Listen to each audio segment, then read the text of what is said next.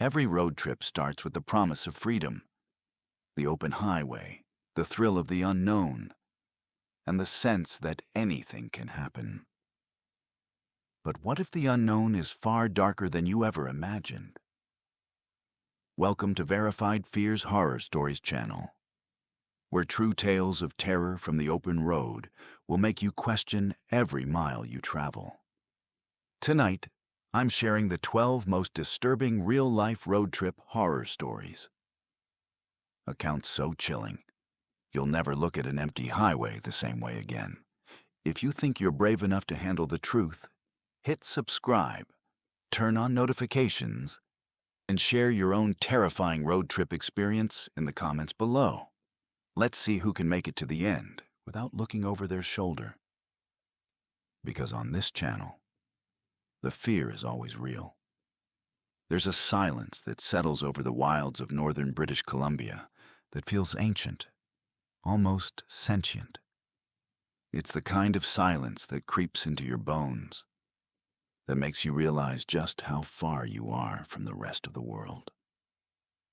For Ethan and Mark, two brothers on the cusp of adulthood, that silence was both a promise and a warning as they set out on their long-anticipated summer road trip in the mid-1990s.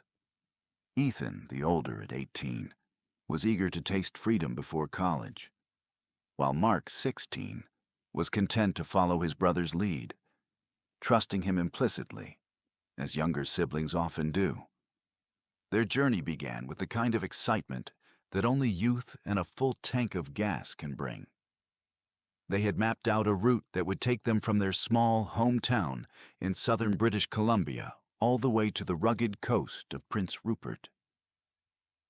Their parents, a little nervous but supportive, had insisted on daily phone calls and pressed emergency cash into their hands. The brothers laughed off the warnings, convinced that nothing bad ever really happened on the open road. The first 2 days passed in a blur of pine forests, mountain vistas, and roadside diners. They camped by lakes and swapped ghost stories by the fire, their voices echoing into the vastness. It wasn't until the third day, as dusk settled over Highway 37, that the mood began to shift. The highway was a ribbon of cracked asphalt winding through endless trees, the kind of place where the world feels pared down to just you and the road. Mark watched the gas gauge dip lower and lower, his anxiety rising with every passing mile. Ethan, ever the optimist, assured him they'd find a rest stop soon. But as the sun bled out behind the trees, it became clear they were alone.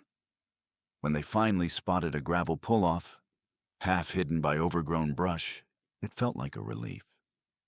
They parked at the far end, away from the road, and killed the engine. The silence that followed was immediate and total, broken only by the ticking of the cooling engine and the distant call of an owl. They ate a cold dinner on the hood of the car, watching the last light fade. Mark tried to call home, but his phone displayed only a single bar before flickering to no service. He didn't mention it to Ethan, not wanting to seem childish. They climbed into the car, locked the doors, and tried to get comfortable. Mark curled up in his sleeping bag, listening to the forest breathe around them. He tried to focus on the rhythm of Ethan's breathing, steady and calm. But his mind kept conjuring images of bears, wolves, and the other nameless dangers that might be lurking just beyond the tree line.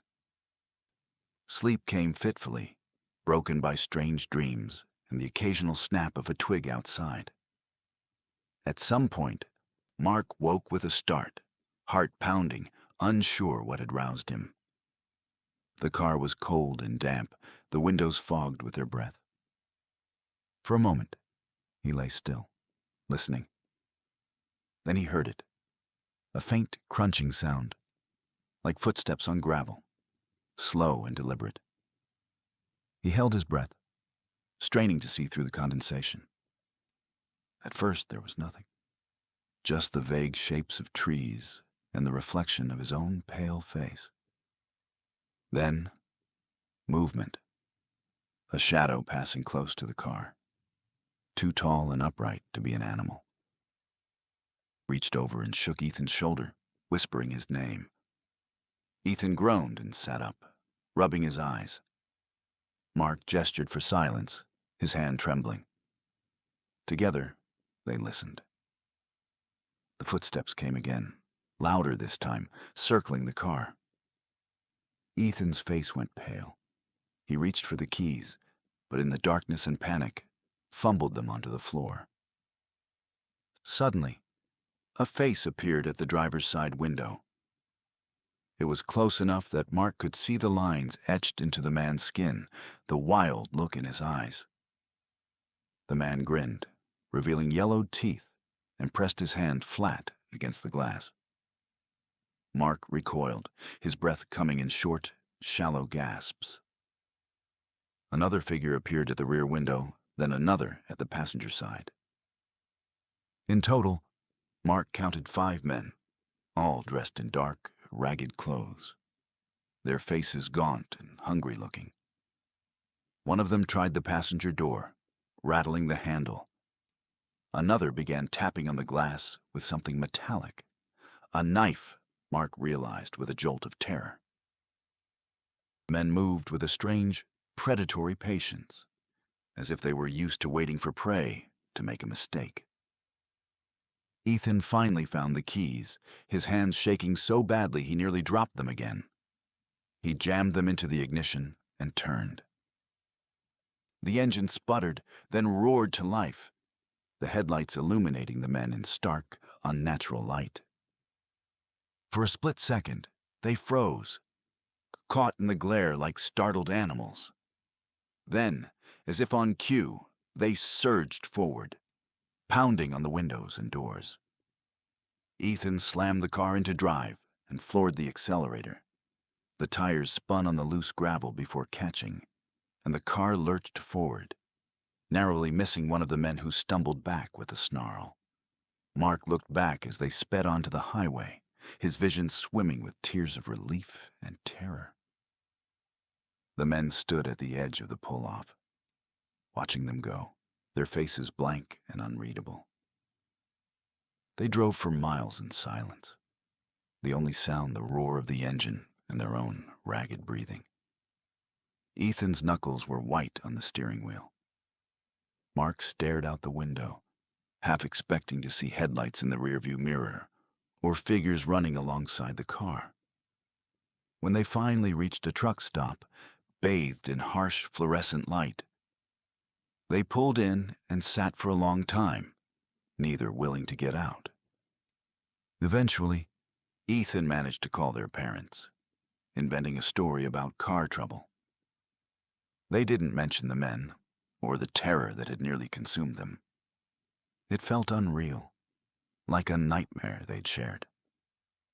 That night, they slept in shifts, always keeping one eye on the parking lot. Ethan tried to laugh it off, but Mark could see the fear lingering in his eyes. For the rest of the trip, they refused to stop anywhere that wasn't crowded and well lit. They avoided side roads and pull-offs, sticking to the main highways even when it meant driving hours out of their way. The memory of those faces, pressed against the glass, haunted them both. When they finally made it home, they tried to put the incident behind them. But some nights, when the world was quiet and the shadows seemed to move on their own, Mark would wake up gasping, certain he could hear footsteps outside his window. Ethan grew distant, haunted by guilt. He blamed himself for stopping in such an isolated place, for not protecting his brother. The brothers grew up, went to college, started families of their own, but the memory never faded. The fear, once planted, took root and grew.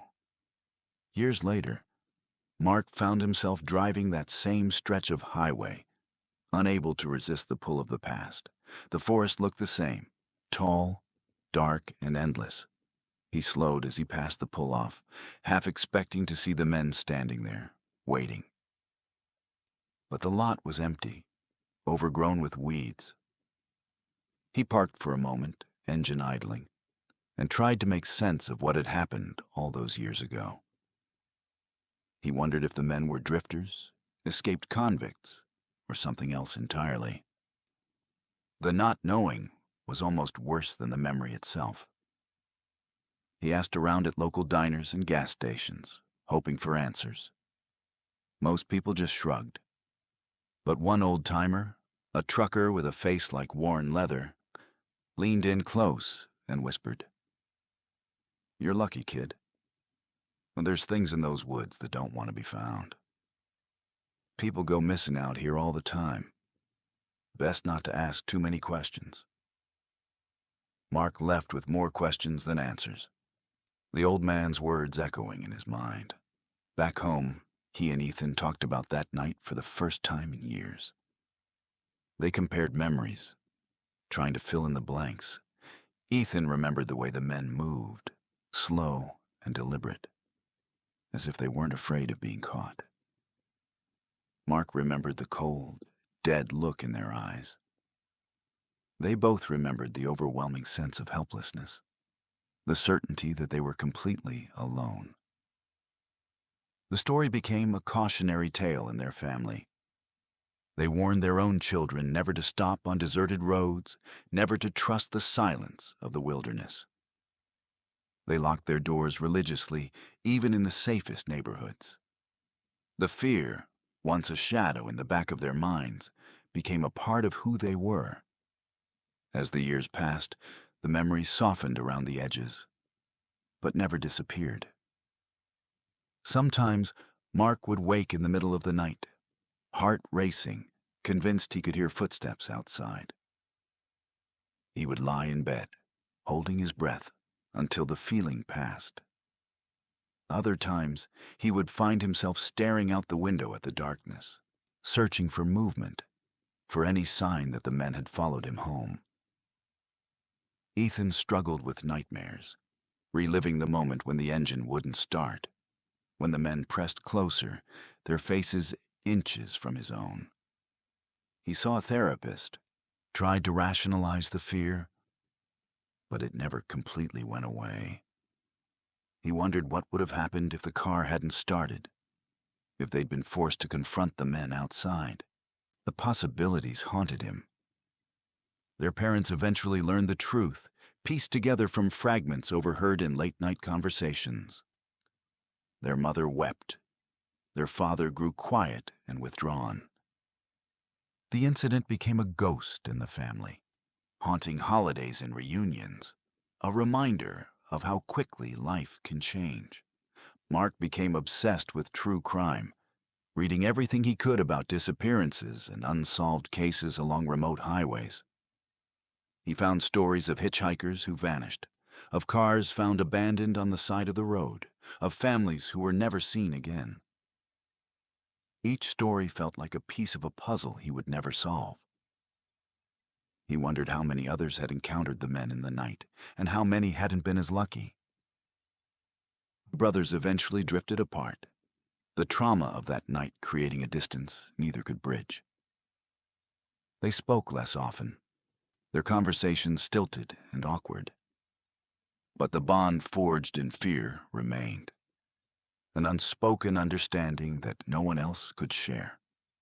As time wore on, the world changed.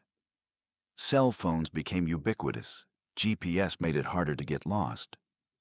But the wilderness remained, vast and indifferent. The road still wound through the same endless forests, and the silence was as deep as ever. Mark sometimes wondered if the men were still out there, waiting for the next car to pull off the highway, for the next pair of brothers to let down their guard. He never found out who they were or what they wanted. He never learned if they were killers, thieves, or something even darker. The not knowing became its own kind of horror. Question that would never be answered. In the end, the story of the men in the night became a legend in Mark's mind, a warning to anyone who would listen. He told his children, his friends, anyone who would listen, trust your instincts, lock your doors, never underestimate the darkness. And sometimes, when the world is quiet and the shadows are long, he remembers the feel of the cold glass against his skin, the sound of footsteps circling the car, and the certainty that evil can find you, even in the middle of nowhere. If you've ever had an experience on the road that made your blood run cold, share it in the comments below. And if this story kept you on the edge of your seat, don't forget to subscribe to Verified Fears Horror Stories channel for more true tales that will haunt your dreams. Stay safe out there. And remember, sometimes the real horror is closer than you think.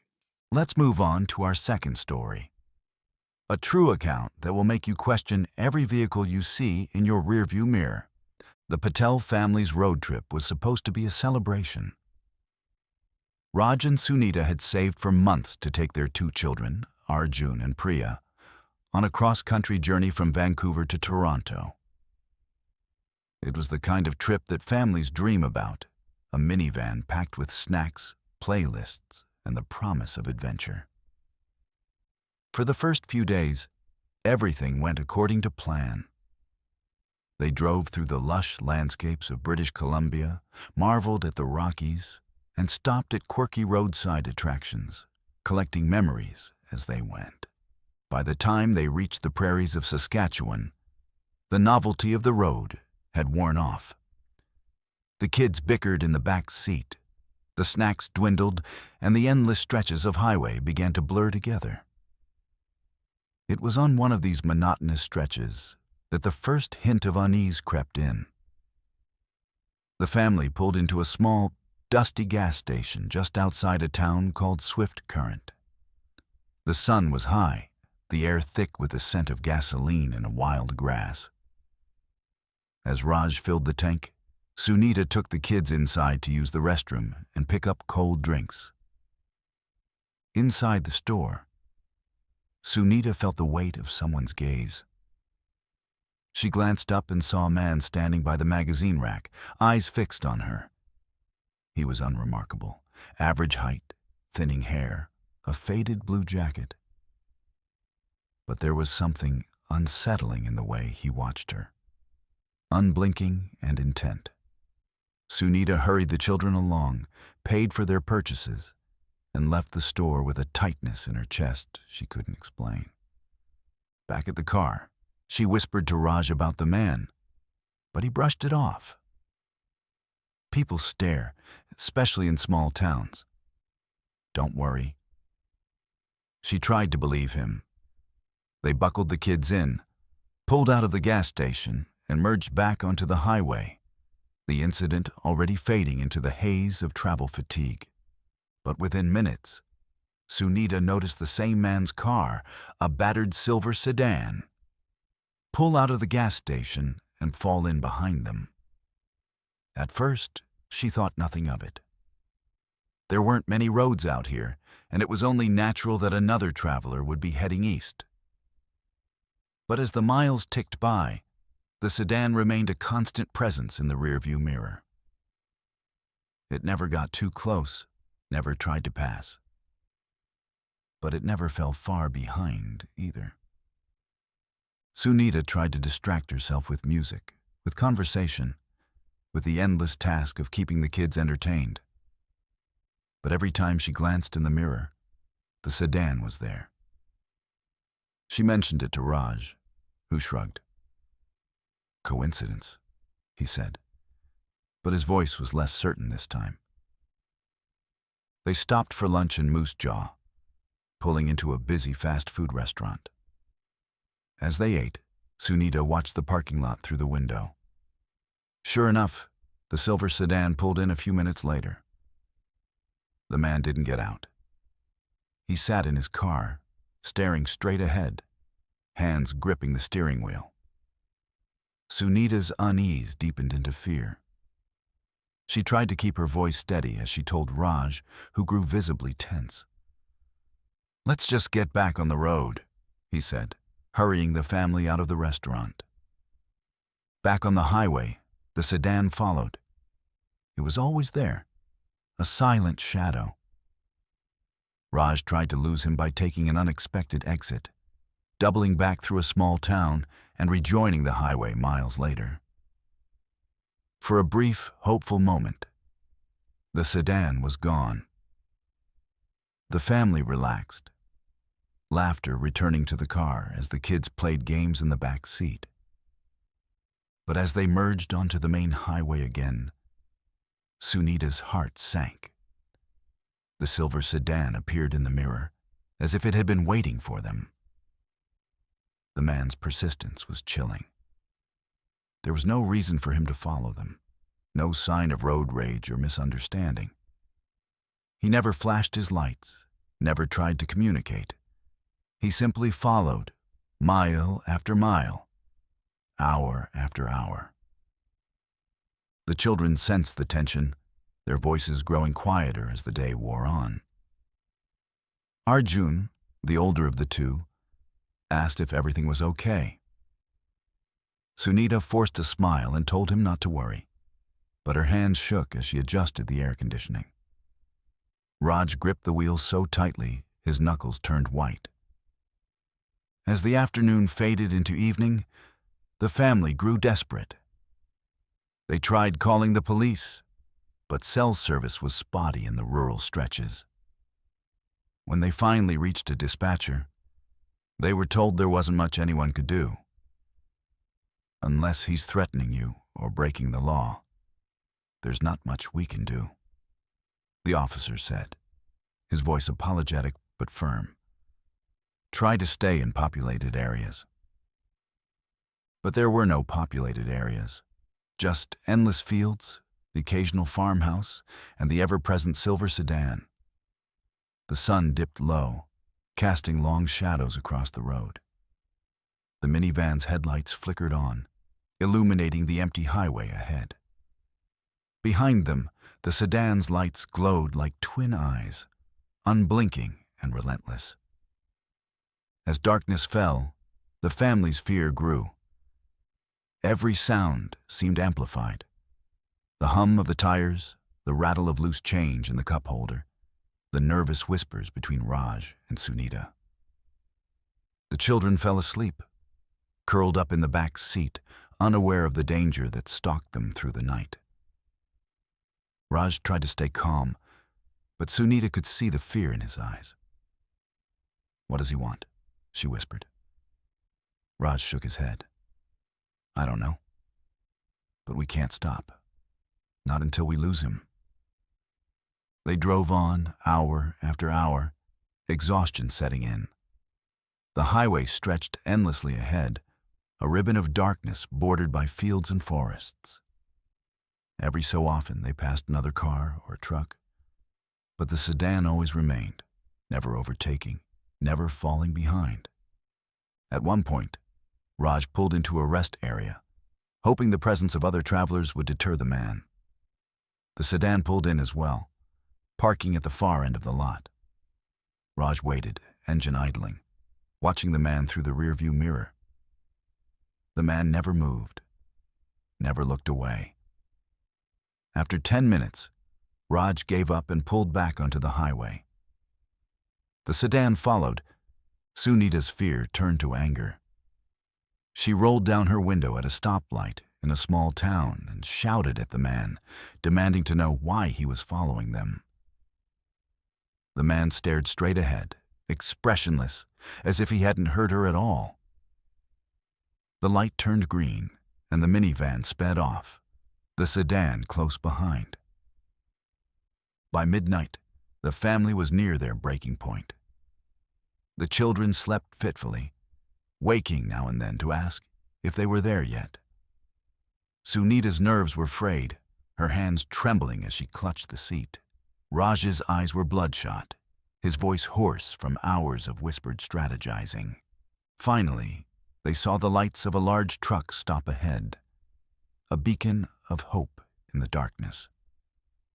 Raj pulled in, parking as close to the entrance as possible. The lot was crowded with semis and travelers, the air thick with the smell of diesel and fried food. The sedan circled the lot slowly, the man's face hidden in shadow. For a moment, he seemed to hesitate. Then he pulled back onto the highway and disappeared into the night. The family sat in stunned silence, the relief almost overwhelming. They waited for half an hour, watching the road, but the sedan never returned. When they finally went inside, the harsh lights and noisy chatter felt like a sanctuary. They never saw the man again.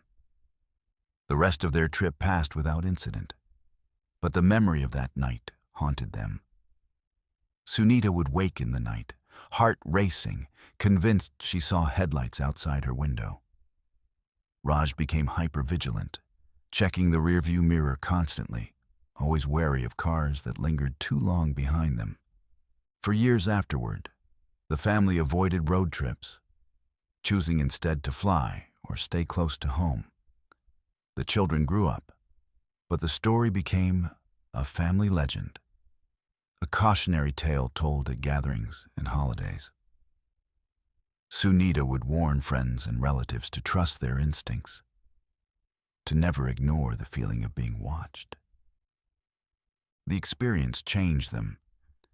They became more cautious, more aware of the dangers that lurk on the open road. The world felt a little less safe, a little more unpredictable. And every time they set out on a new journey, they couldn't help but glance in the rearview mirror, haunted by the memory of the relentless stranger who turned their dream vacation into a waking nightmare. But the story didn't end there. Years later, Arjun, now a young man, found himself driving alone late at night, returning from a friend's wedding. As he merged onto the highway, he noticed a car behind him, headlights glaring in his mirror. For a moment, his heart raced, old fears rising to the surface. But the car passed him and sped off into the night, leaving him alone with his memories. He realized then how deeply the experience had affected him, how it had shaped his sense of the world. He called his mother the next day, telling her about the drive. Sunita listened, her voice gentle. "You're safe," she said, "but always trust your instincts." The Patel family's story is a reminder that sometimes the most terrifying threats are the ones that never reveal themselves, the dangers that lurk just out of sight. It's a story about fear, about the unknown, and about the power of family to endure even the darkest of nights. If you've ever felt the prickling sensation of being watched, if you've ever checked your mirror and seen the same car behind you for miles, you know how quickly the familiar can turn sinister. The open road is a place of freedom, but it's also a place of vulnerability, where the boundaries between safety and danger are razor thin. So the next time you set out on a journey, remember the Patel family. Remember to trust your instincts, to stay alert, and to never take your safety for granted. Because sometimes, the real horror isn't what you see ahead of you. It's what follows you, mile after mile, refusing to let you go. And if you have a story like this, if you've ever been followed, watched, or threatened on the road, share it in the comments below. Your experience might just be the warning someone else needs to stay safe.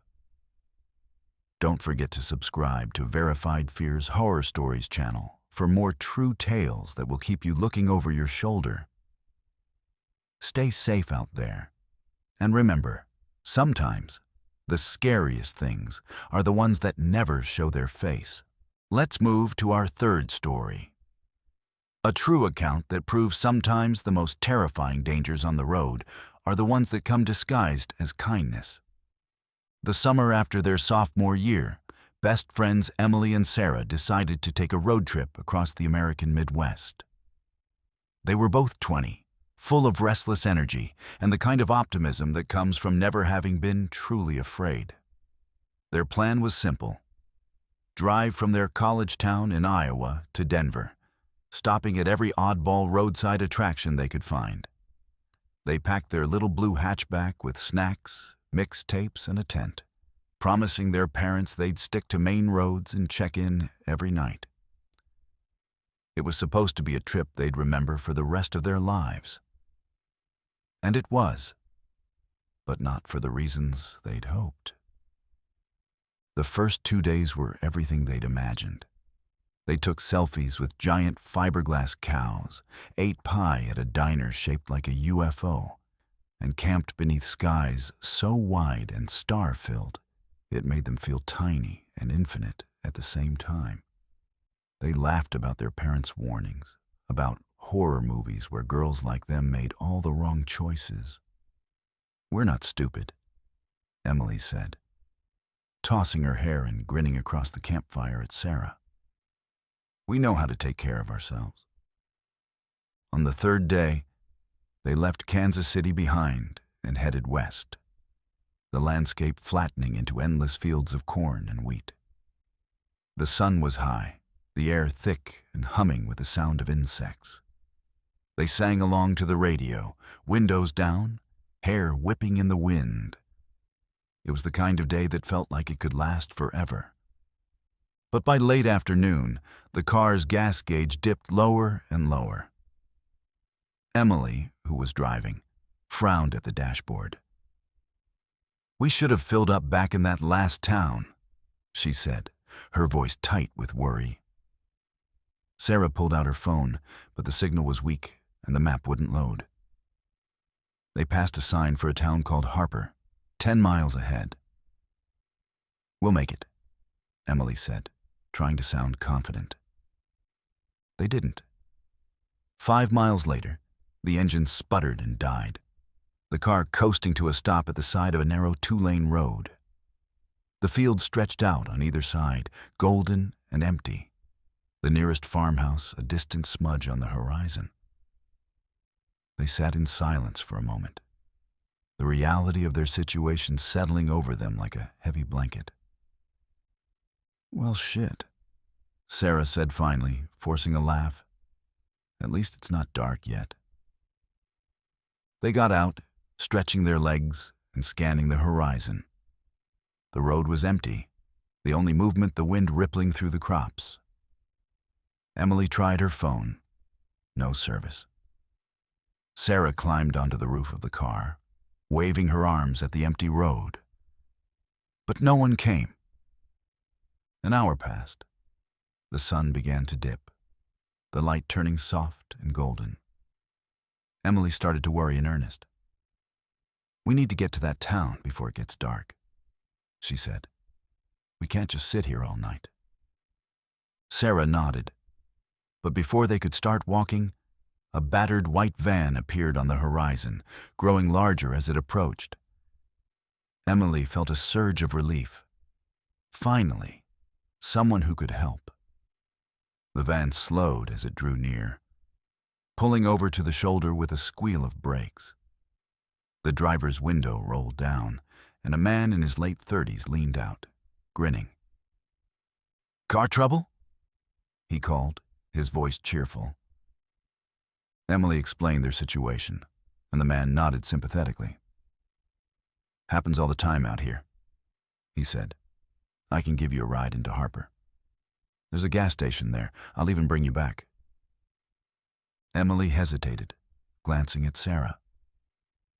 The man seemed friendly enough, clean-shaven, jeans and a faded t-shirt, a wedding ring glinting on his finger. But something in his eyes made her uneasy. Still, the sky was growing darker, and the prospect of walking 5 miles along an empty road was even less appealing. "Okay," she said finally. "Thank you. That's really kind." The man hopped out of the van and slid open the side door. Inside, the van was stripped of seats, the floor covered in stained carpet. 2 other men sat in the back, both in their 30s, both watching the girls with unreadable expressions. Emily's unease deepened, but she forced herself to smile. "Hi," she said. her voice trembling. The men nodded, saying nothing. The driver gestured for the girls to climb in. Emily hesitated, but Sarah, ever the bolder of the two, shrugged and climbed inside. Emily followed, heart pounding. The van smelled of sweat and old cigarettes. The driver got back behind the wheel, pulling onto the road with a lurch. Emily sat as close to Sarah as possible, clutching her purse in her lap. The men in the back watched them, silent. For a few minutes, no one spoke. The only sound was the hum of the engine and the rattle of loose tools in the back. Emily tried to make conversation, asking about the town, but the men gave only curt answers. The driver glanced at her in the mirror, his eyes cold. As they drove, Emily noticed they weren't heading toward Harper. The road twisted away from the direction they'd come, leading deeper into the fields. She nudged Sarah, whispering, "This isn't right." Sarah's eyes widened. She turned to the driver. "Aren't we going to Harper?" The driver didn't answer. The man beside him, bigger with a thick beard, laughed softly. "Change of plans," he said. Panic surged through Emily. She reached for the door handle, but it was locked. Sarah's hand found hers, squeezing tight. The men in the back shifted closer, their bodies blocking any chance of escape. The driver slowed the van, pulling onto a dirt road that led into a stand of trees. Emily's mind raced. She thought of every horror movie she'd ever seen, every warning her parents had given her. She tried to remember if she'd told anyone where they were going, if anyone would come looking for them. The van stopped in a clearing, the engine idling. The men turned to face the girls, their expressions hard. "What do you want?" Emily demanded, her voice shaking. The bearded man grinned. "Just a little fun," he said. Sarah's eyes filled with tears. "Please," she whispered. "Just let us go." For a moment, no one spoke. Then the driver turned to the other men. "We don't need this kind of trouble," he said. "Let's just take them back." The bearded man scowled. "Why? They'll go to the cops." The driver shook his head. "We let them go. They'll be too scared to say anything. Besides, it's not worth it." The men argued, their voices low and tense. Emily and Sarah sat frozen, too afraid to move. Finally, the driver turned to them, his face unreadable. "Get out," he said. Emily and Sarah scrambled out of the van, stumbling on shaky legs. The driver pointed down the road. "Town's that way.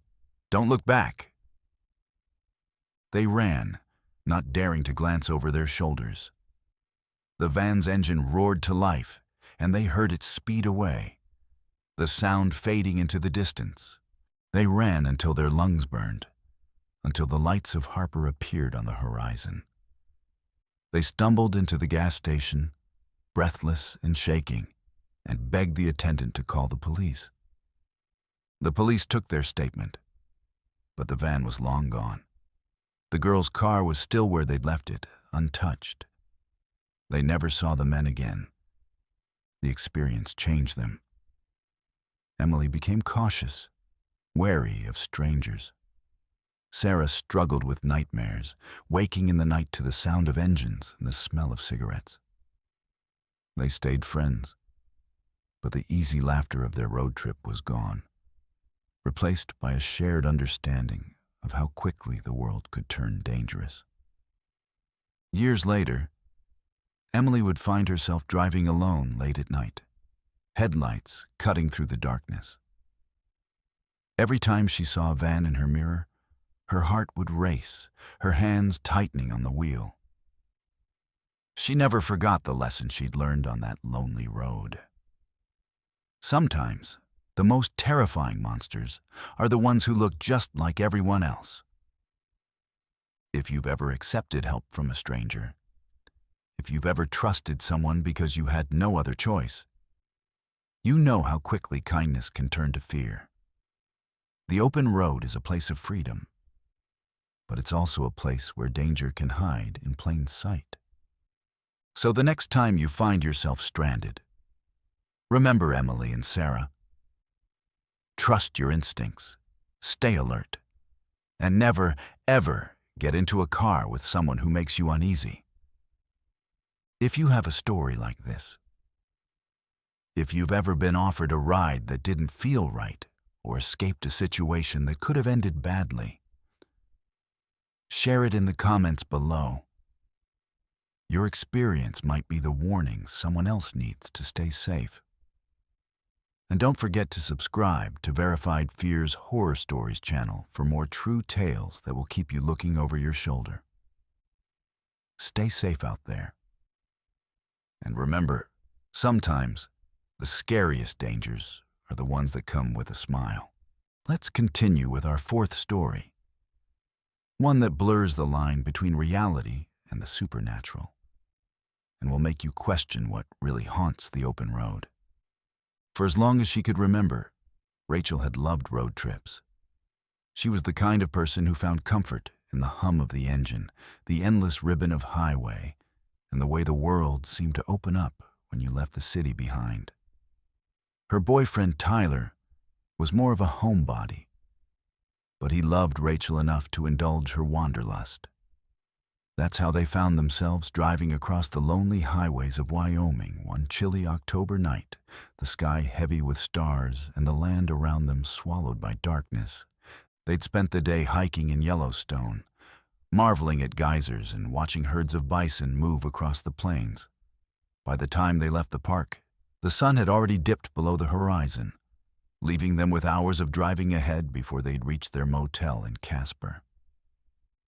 Rachel insisted on taking the back roads, eager to avoid the monotony of the interstate and hoping to catch a glimpse of the wild, empty landscapes she loved so much.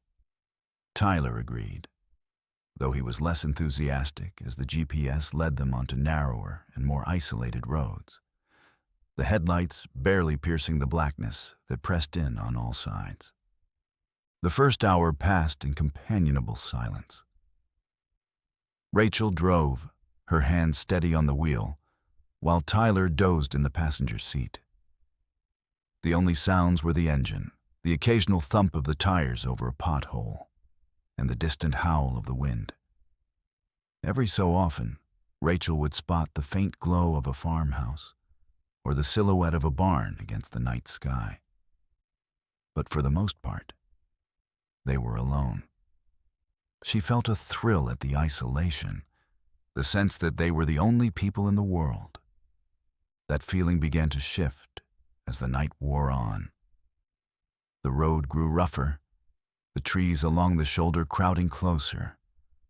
The temperature dropped, and a thin mist began to rise from the fields, swirling in the beams of the headlights.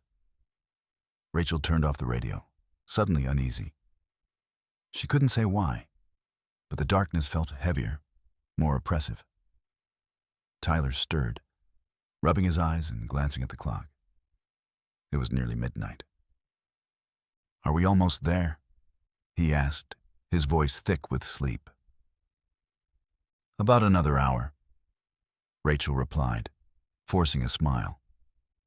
"You can go back to sleep if you want." Tyler shook his head. "I'll stay up with you. Feels weird out here." Rachel nodded, relieved to have his company. She tried to shake off the sense of foreboding, telling herself it was just the lateness of the hour and the unfamiliar road. But as they rounded a bend, she saw something that made her breath catch in her throat, a pair of headlights in the distance, growing brighter as they approached. At first, Rachel felt a surge of relief. Another car meant they weren't completely alone. But as the vehicle drew closer, she realized something was off. The headlights were too high, too wide set, and they seemed to float above the road, swaying from side to side. The light was blinding, harsh and white, illuminating the mist in strange, swirling patterns. Tyler squinted, trying to make out the shape of the vehicle. "Is that a truck?" he asked. Rachel nodded, slowing the car as the headlights bore down on them. The truck was moving fast, too fast for a road like this. She pulled as far to the right as she could, her tires crunching on the gravel shoulder. The truck didn't slow. It barreled toward them, horn blaring, lights flashing. Rachel gripped the wheel, heart pounding, as the truck swerved into their lane. "Rachel, watch out!" Tyler shouted. She slammed on the brakes, the car skidding to a stop. For a split second, the truck filled her vision. An old rusted semi with shattered windows and a grille twisted into a snarl. The driver's face was a blur, lost in the glare of the headlights. Rachel braced for impact, certain they were about to die. But the truck passed through them, literally through them. There was no crash, no sound of metal on metal, just a sudden, bone-chilling cold that seeped into Rachel's skin and left her gasping for breath. The headlights vanished, swallowed by the darkness. The road ahead was empty. For a moment, neither Rachel nor Tyler could speak. They sat in stunned silence, the car idling in the middle of the road. Rachel's hands shook so badly she could barely keep them on the wheel. Tyler reached over, his face pale. "What the hell was that?" he whispered. Rachel shook her head, tears streaming down her cheeks. She tried to start the car, but the engine sputtered and died. Panic surged through her. What if the truck came back? What if they were stranded here, alone in the dark? Tyler tried to reassure her, but his voice trembled. He got out to check under the hood, but everything looked normal. After a few minutes, the car started again, the engine coughing to life. Rachel pulled back onto the road, driving slowly, her eyes darting to the mirrors every few seconds. The rest of the drive passed in a blur. They reached their motel just before dawn, exhausted and shaken. Neither of them slept. They tried to make sense of what had happened. But the memory of the truck, the way it had appeared out of nowhere, the way it had passed through them without a sound, defied explanation. The next day, they asked around at a local diner, describing what they'd seen. The waitress, an older woman with kind eyes, listened quietly before nodding. "You saw the ghost truck," she said. "Happens every few years, always on that stretch of road. My cousin saw it once. Said it nearly ran him off the road. Some folks say it's a spirit of a trucker who died out there years ago. Others say it's just a trick of the light. But you're not the first, and you won't be the last." Rachel and Tyler left the diner in silence, the waitress's words echoing in their minds. They finished their trip, but the joy was gone, replaced by a lingering sense of dread. Rachel never took back roads again, never drove at night unless she had to. Tyler tried to laugh it off, but Rachel could see the fear in his eyes whenever they passed a truck on the highway. Years went by, but the memory never faded. Sometimes, Rachel would wake in the middle of the night, heart racing, certain she could hear the blare of a horn and the roar of an engine. She'd lie in bed, staring at the ceiling, wondering if the ghost truck was still out there, waiting for its next victim. She read everything she could find about the legend. Stories of drivers who'd seen the truck, who'd felt the same bone-deep cold, who'd been left stranded on the side of the road with engines that wouldn't start. Some said the truck was a warning, a harbinger of death. Others claimed it was the restless spirit of a man wronged, doomed to drive the same stretch of highway for eternity. Rachel never found an answer. She moved to the city, started a family, tried to put the past behind her. But every so often, she'd find herself behind the wheel late at night, the road stretching out ahead, the darkness pressing in. And she'd remember the ghost truck, the way it had appeared out of nowhere, the way it had passed through her like a shadow, leaving nothing but fear in its wake. If you've ever driven a lonely road at night, if you've ever felt the hair on the back of your neck stand up for no reason, you know how quickly the familiar can turn strange. The open road is a place of freedom, but it's also a place where the past lingers, where the dead refuse to rest. So the next time you see headlights in your mirror, remember Rachel and Tyler. Remember that not everything on the road is what it seems. And if you ever find yourself face to face with a ghost truck, pray that it lets you pass. If you have a story like this, if you've ever encountered something on the road you can't explain, share it in the comments below. Your experience might be the warning someone else needs to stay safe. And don't forget to subscribe to Verified Fear's Horror Stories channel for more true tales that will keep you looking over your shoulder. Stay safe out there. And remember, sometimes the scariest things are the ones you can't see coming. Let's move on to our fifth story. A true account that will make you question not only the strangers you meet on the road, but the very people sworn to protect you. For most of her life, Jess had trusted the world. She'd grown up in a small town in Indiana, where everyone knew everyone, where the police were neighbors and friends, and where the worst thing that ever happened was a fender bender or a lost dog. She was 22 the summer she and her three closest friends, Maya, Lila, and Hannah, decided to take a road trip before the responsibilities of adulthood swallowed them whole. They just graduated college, and the future felt like a wide-open highway. Their plan was to drive from their hometown to Chicago, then down through the heartland to St. Louis, Memphis, and finally New Orleans. It was a rite of passage, a last adventure before real life began. The first leg of the trip was filled with laughter and music, the car packed with snacks and the kind of inside jokes that only lifelong friends share. They took turns driving, stopping at quirky roadside attractions and cheap motels, documenting every moment for their Instagram feeds.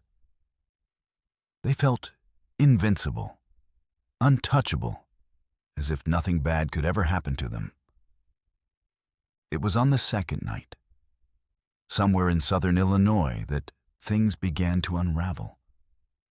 They'd left Chicago late, caught in a tangle of traffic and summer storms, and by the time they reached the rural highways, it was well past midnight.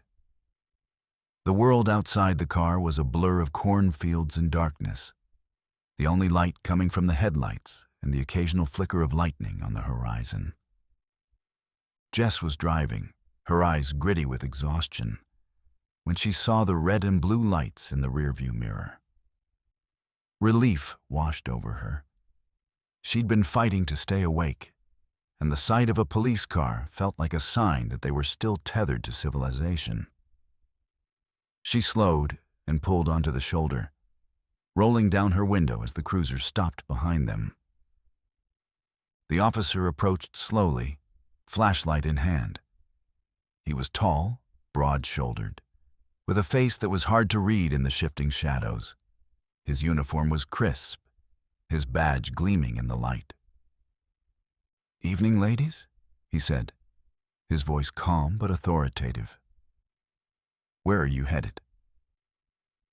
Jess explained about their road trip, her voice trembling slightly from nerves. The officer nodded, shining his light into the car, pausing on each of their faces. There was something in his eyes that made Jess uneasy. A flatness, a lack of warmth. "I need you to step out of the car," he said, his tone leaving no room for argument.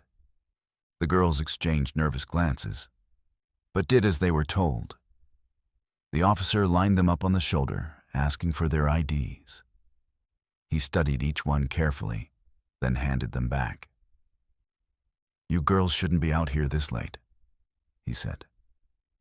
"These roads can be dangerous. There's been some trouble in the area, break-ins, assaults. I'm going to escort you to a safer place."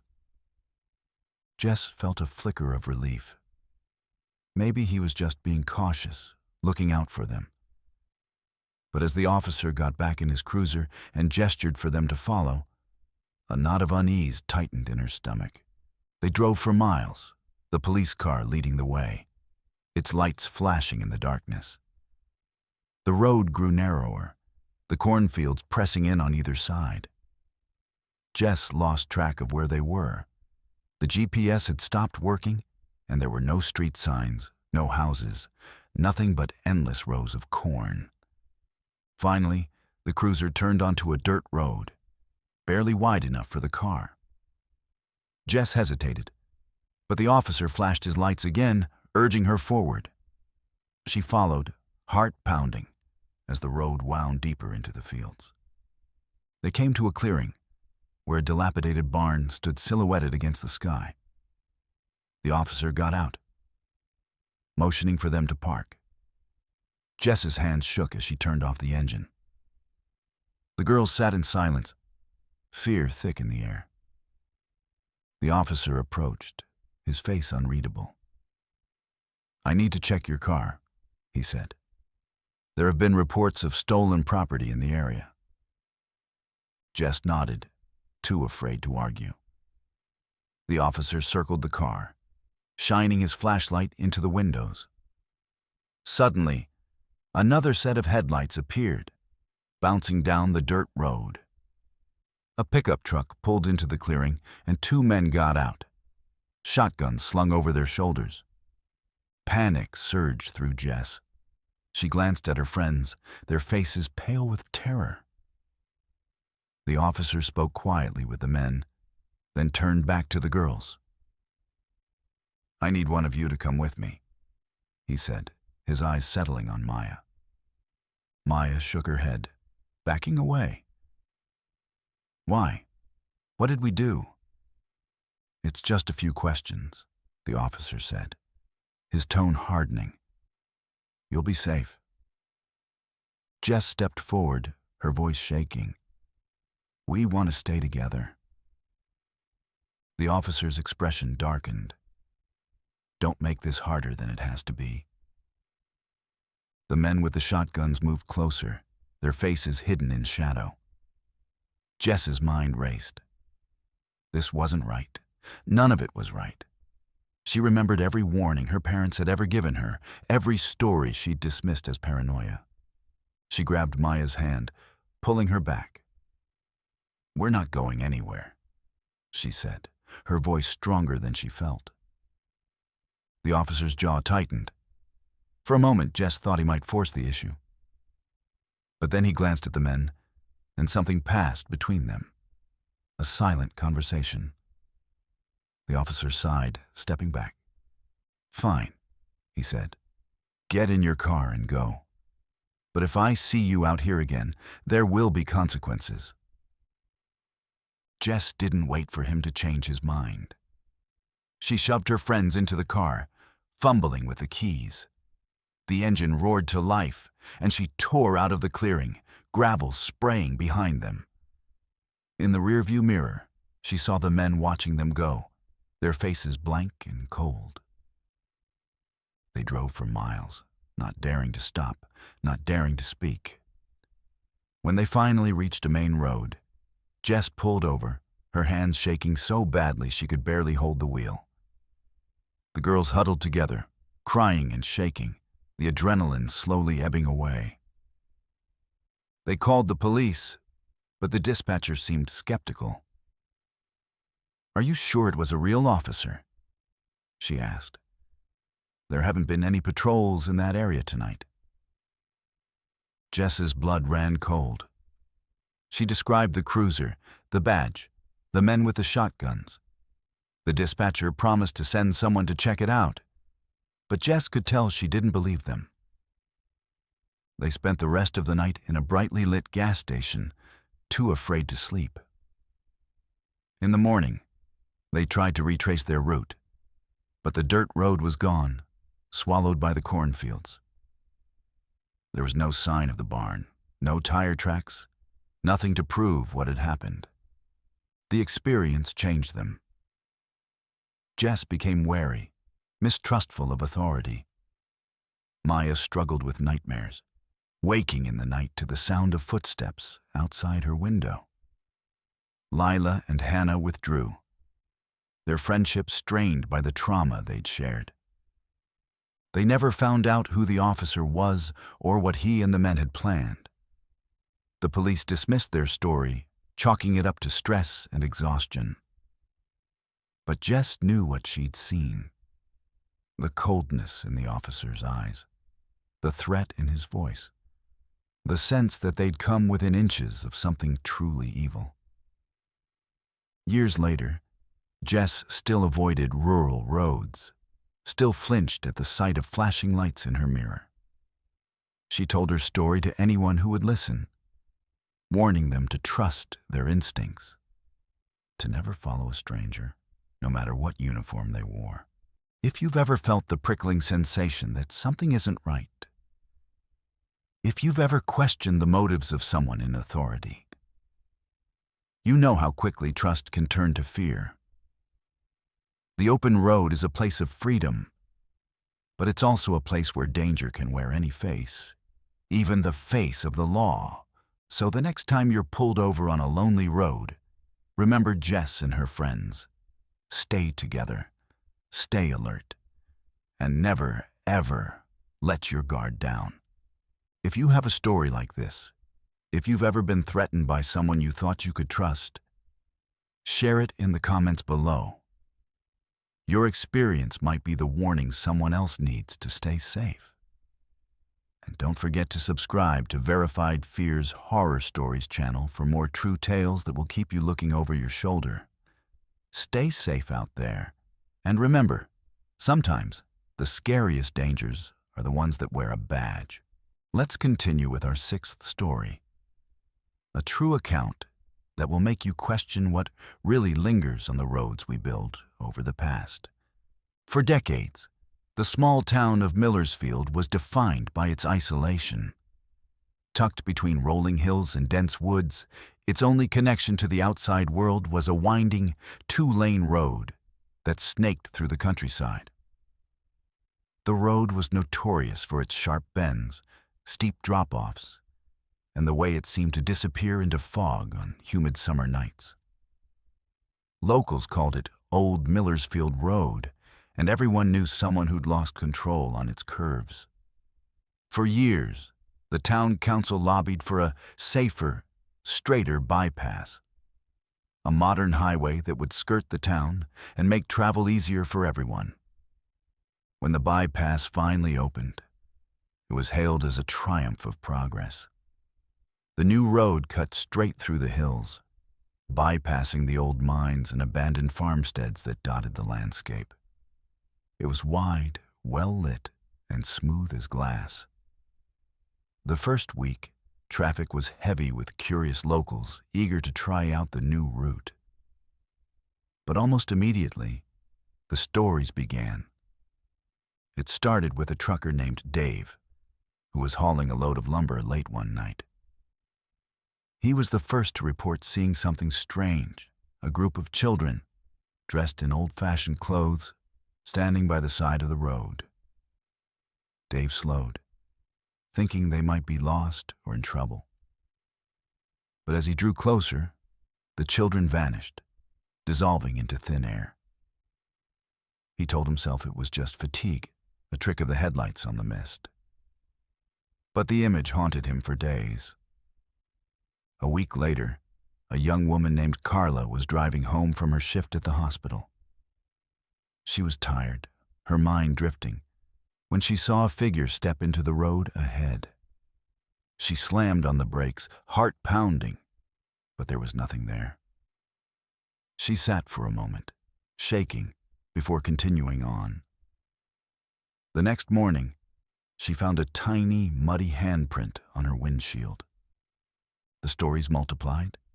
Drivers reported seeing children playing in the median, their laughter echoing in the night. Others swore they'd seen a monk in a tattered brown robe, standing motionless at the edge of the woods, his face hidden in shadow. Some said they'd glimpsed women in long dresses, men in miners' caps, entire families walking hand in hand along the shoulder. The details varied, but the fear was always the same, a sudden, inexplicable sense of dread, as if the past was bleeding through into the present. At first, the town dismissed the stories as superstition. But then, the accidents began. Cars swerved to avoid phantom children, trucks jackknifed on dry pavement, drivers lost control for no reason at all. The bypass developed a reputation as a bad road, a place where strange things happened and people died for no reason. The police investigated, but found nothing. No evidence, no footprints, no explanation. The town historian, Mrs. Abernathy, was the first to suggest a connection to the old mines. She explained that the bypass had been built directly over the remains of the Millersfield mine, where dozens of children had died in a collapse more than a century ago.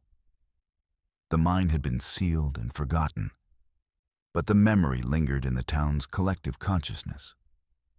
Mrs. Abernathy believed the spirits of the children were trapped beneath the road, reaching out to the living for help. Skeptics scoffed, but the stories persisted. One night, a group of teenagers dared each other to walk the bypass at midnight. They laughed and joked, filming themselves for social media. But as they reached the midpoint, the laughter died. The air grew cold, and a thick fog rolled in, swallowing the road. The teens heard voices, soft, pleading, calling their names. One girl felt a small, icy hand slip into hers. She screamed, dropping her phone. When they ran back to their car, they found muddy footprints leading up to the doors. The video went viral, drawing ghost hunters and thrill seekers from miles around. Some claimed to capture voices on tape or orbs of light floating above the pavement. Others left in terror, swearing never to return. The town tried to downplay the stories, worried about the impact on tourism. But the legend only grew. For the people who lived in Millersfield, the bypass became a source of anxiety. Parents warned their children not to walk near the road after dark. Truckers avoided it whenever possible, preferring the old, winding route despite its dangers. The police increased patrols, but the accidents continued. One night, a local teacher named Mr. Reynolds was driving home after a late meeting. He was a practical man, not given to flights of fancy. But as he approached the bypass, he felt a sudden chill. The radio crackled with static, and the headlights flickered. In the rearview mirror, he saw a group of children sitting in the back seat, their eyes wide and sad. He slammed on the brakes, heart racing. But when he turned, the car was empty. He drove home in a daze, unable to shake the feeling that he'd been given a warning. He told his wife, who insisted he see a doctor. But Mr. Reynolds knew what he'd seen. He began researching the mine disaster, uncovering old newspaper articles and faded photographs. He learned that the children who died had never been properly memorialized, their graves unmarked, their names forgotten. He wondered if that was why their spirits lingered, trapped between worlds. Driven by guilt and a sense of responsibility, Mr. Reynolds organized a memorial service at the site of the old mine. He invited the entire town, and together they placed flowers and lit candles, reading aloud the names of the children who had died. That night, for the first time in months, there were no accidents on the bypass. The air felt lighter, the road less oppressive. But the peace was short-lived. A few weeks later, the sightings resumed. Drivers reported seeing the monk again, standing at the edge of the woods, his face hidden beneath his hood. Some said he was a guardian, watching over the spirits of the children. Others believed he was a harbinger, a warning that the road would never be safe. The town council debated closing the bypass, but the state refused. Too much money had been invested, and the old road was too dangerous to reopen. Instead, they installed more lights, added warning signs, and urged drivers to be cautious. But the fear remained. For those who had seen the ghosts, the experience was life-changing. Carla, the nurse, became obsessed with the idea of helping the spirits find peace. She visited the site every week, leaving toys and flowers, whispering prayers into the wind. Dave, the trucker, refused to drive at night, haunted by the memory of the children's faces. The teenagers who had filmed the viral video struggled with nightmares, waking in the night to the sound of laughter and the feeling of small hands tugging at their sheets. The legend of the haunted bypass became part of Millersfield's identity, a story passed down from one generation to the next. Some treated it as a joke, a way to scare newcomers and entertain tourists. Others believed it was a warning, a reminder that the past is never truly buried, that the land remembers what we try to forget. As the years passed, the accidents continued. Some blamed the design of the road, others blamed the weather. But those who had seen the ghosts knew the truth. The spirits of the children, the monk, the families who had lost everything in the mines. They were still there, trapped beneath the asphalt, reaching out to the living for help. If you ever find yourself driving the Millersfield bypass late at night, pay attention to the shadows at the edge of your headlights. Listen for the sound of laughter, the whisper of voices in the wind. And if you see a child standing by the side of the road, don't stop. Don't look back. Just drive and pray that the past lets you pass in peace. If you have a story like this, if you've ever encountered something on the road that you can't explain, share it in the comments below. Your experience might be the warning someone else needs to stay safe. And don't forget to subscribe to Verified Fear's Horror Stories channel for more true tales that will keep you looking over your shoulder. Stay safe out there, and remember, sometimes the scariest things are the ones we build over the bones of the past.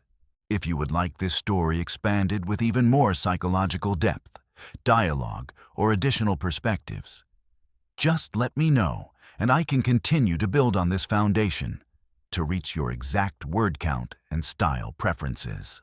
Let's continue with our 7th story. A true account that will make you question the very nature of trust and the terrifying reality of being completely at someone else's mercy on the open road.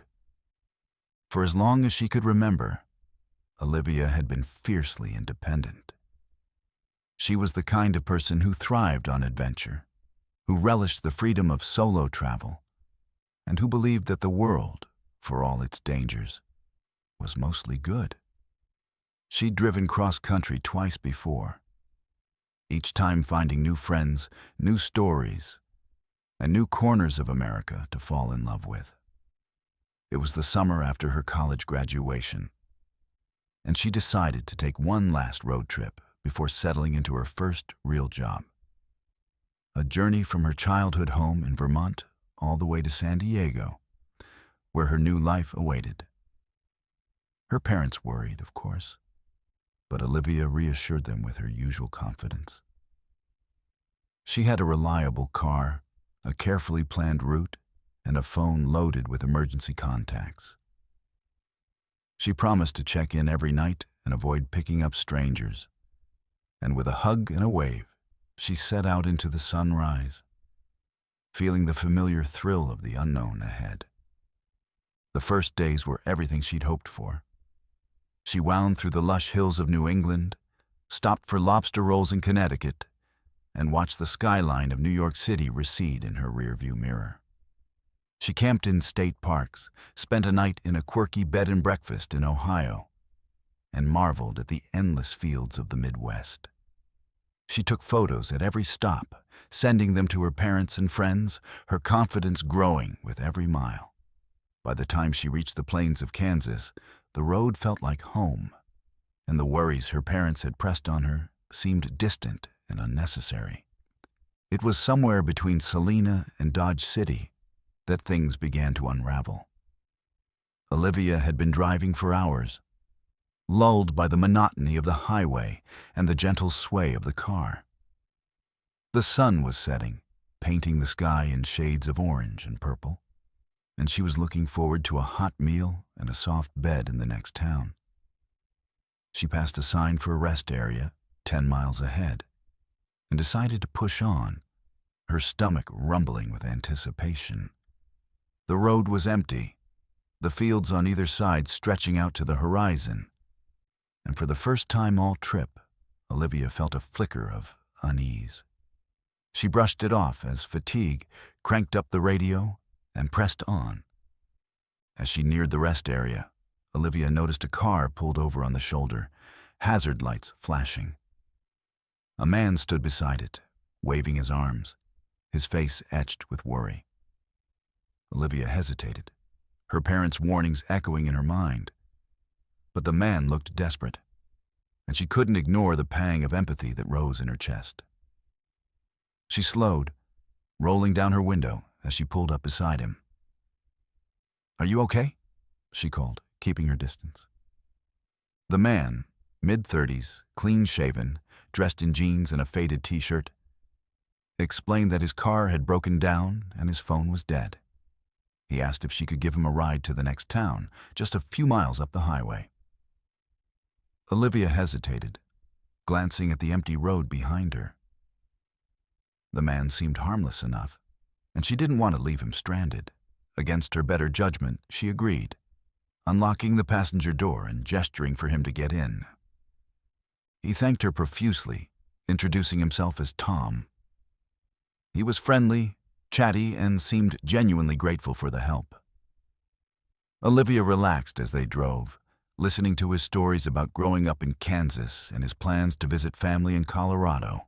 They reached the rest area, and Tom asked if she could wait while he used the restroom. Olivia agreed, pulling into a parking spot and checking her phone for messages. A few minutes later, Tom returned, but something in his demeanor had changed. He was quieter, his eyes darting nervously around the lot. Olivia felt a twinge of unease, but before she could react, Tom lunged, grabbing her by the arm and dragging her from the car. She screamed, kicking and clawing, but Tom was stronger. He forced her into the trunk of his car, slamming the lid shut before she could escape. Panic surged through Olivia as she pounded on the inside of the trunk, her screams muffled by the thick metal. She fumbled for her phone, but it was still in the front seat of her car. The trunk was dark, hot, and smelled of oil and old carpet. She tried to remember everything she'd ever read about escaping from a trunk: look for the emergency release, kick out the tail lights, stay calm. Her heart raced as she felt around in the darkness, her fingers brushing against a rusted tire iron and a tangled mess of jumper cables. There was no emergency release. The car started, the engine rumbling beneath her. Olivia felt the vehicle lurch forward, the motion disorienting. She tried to keep track of the turns, the stops, the sounds outside, but fear clouded her mind. She sobbed, her body shaking with terror, as the car sped down the highway, away from the safety of the rest area and into the unknown. Time lost all meaning in the darkness. Olivia drifted in and out of consciousness, her mind replaying every mistake, every warning she'd ignored. She thought of her parents, her friends, the life she'd been so eager to start. She wondered if anyone would notice she was missing, if anyone would come looking for her. She tried to stay focused, to remember every detail that might help her escape, but the fear was overwhelming. Eventually, the car slowed, then stopped.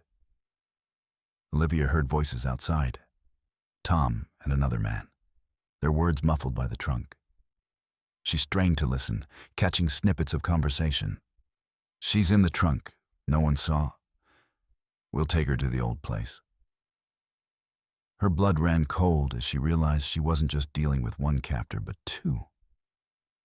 The trunk opened, and the harsh glare of a flashlight blinded her.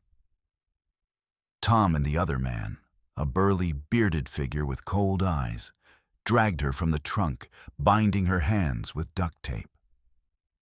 They forced her into the back seat, wedged between them, and drove for what felt like hours. Olivia tried to memorize the route, but the roads twisted and turned, the landmarks unfamiliar. They stopped at an abandoned farmhouse, its windows boarded up and its yard overgrown with weeds. The men dragged her inside, locking her in a small, windowless room. Olivia's mind raced as she searched for a way out, testing the door, the walls, the floorboards. She found nothing but splinters and dust. Days passed in a blur of fear and exhaustion. The men brought her food and water, but said little.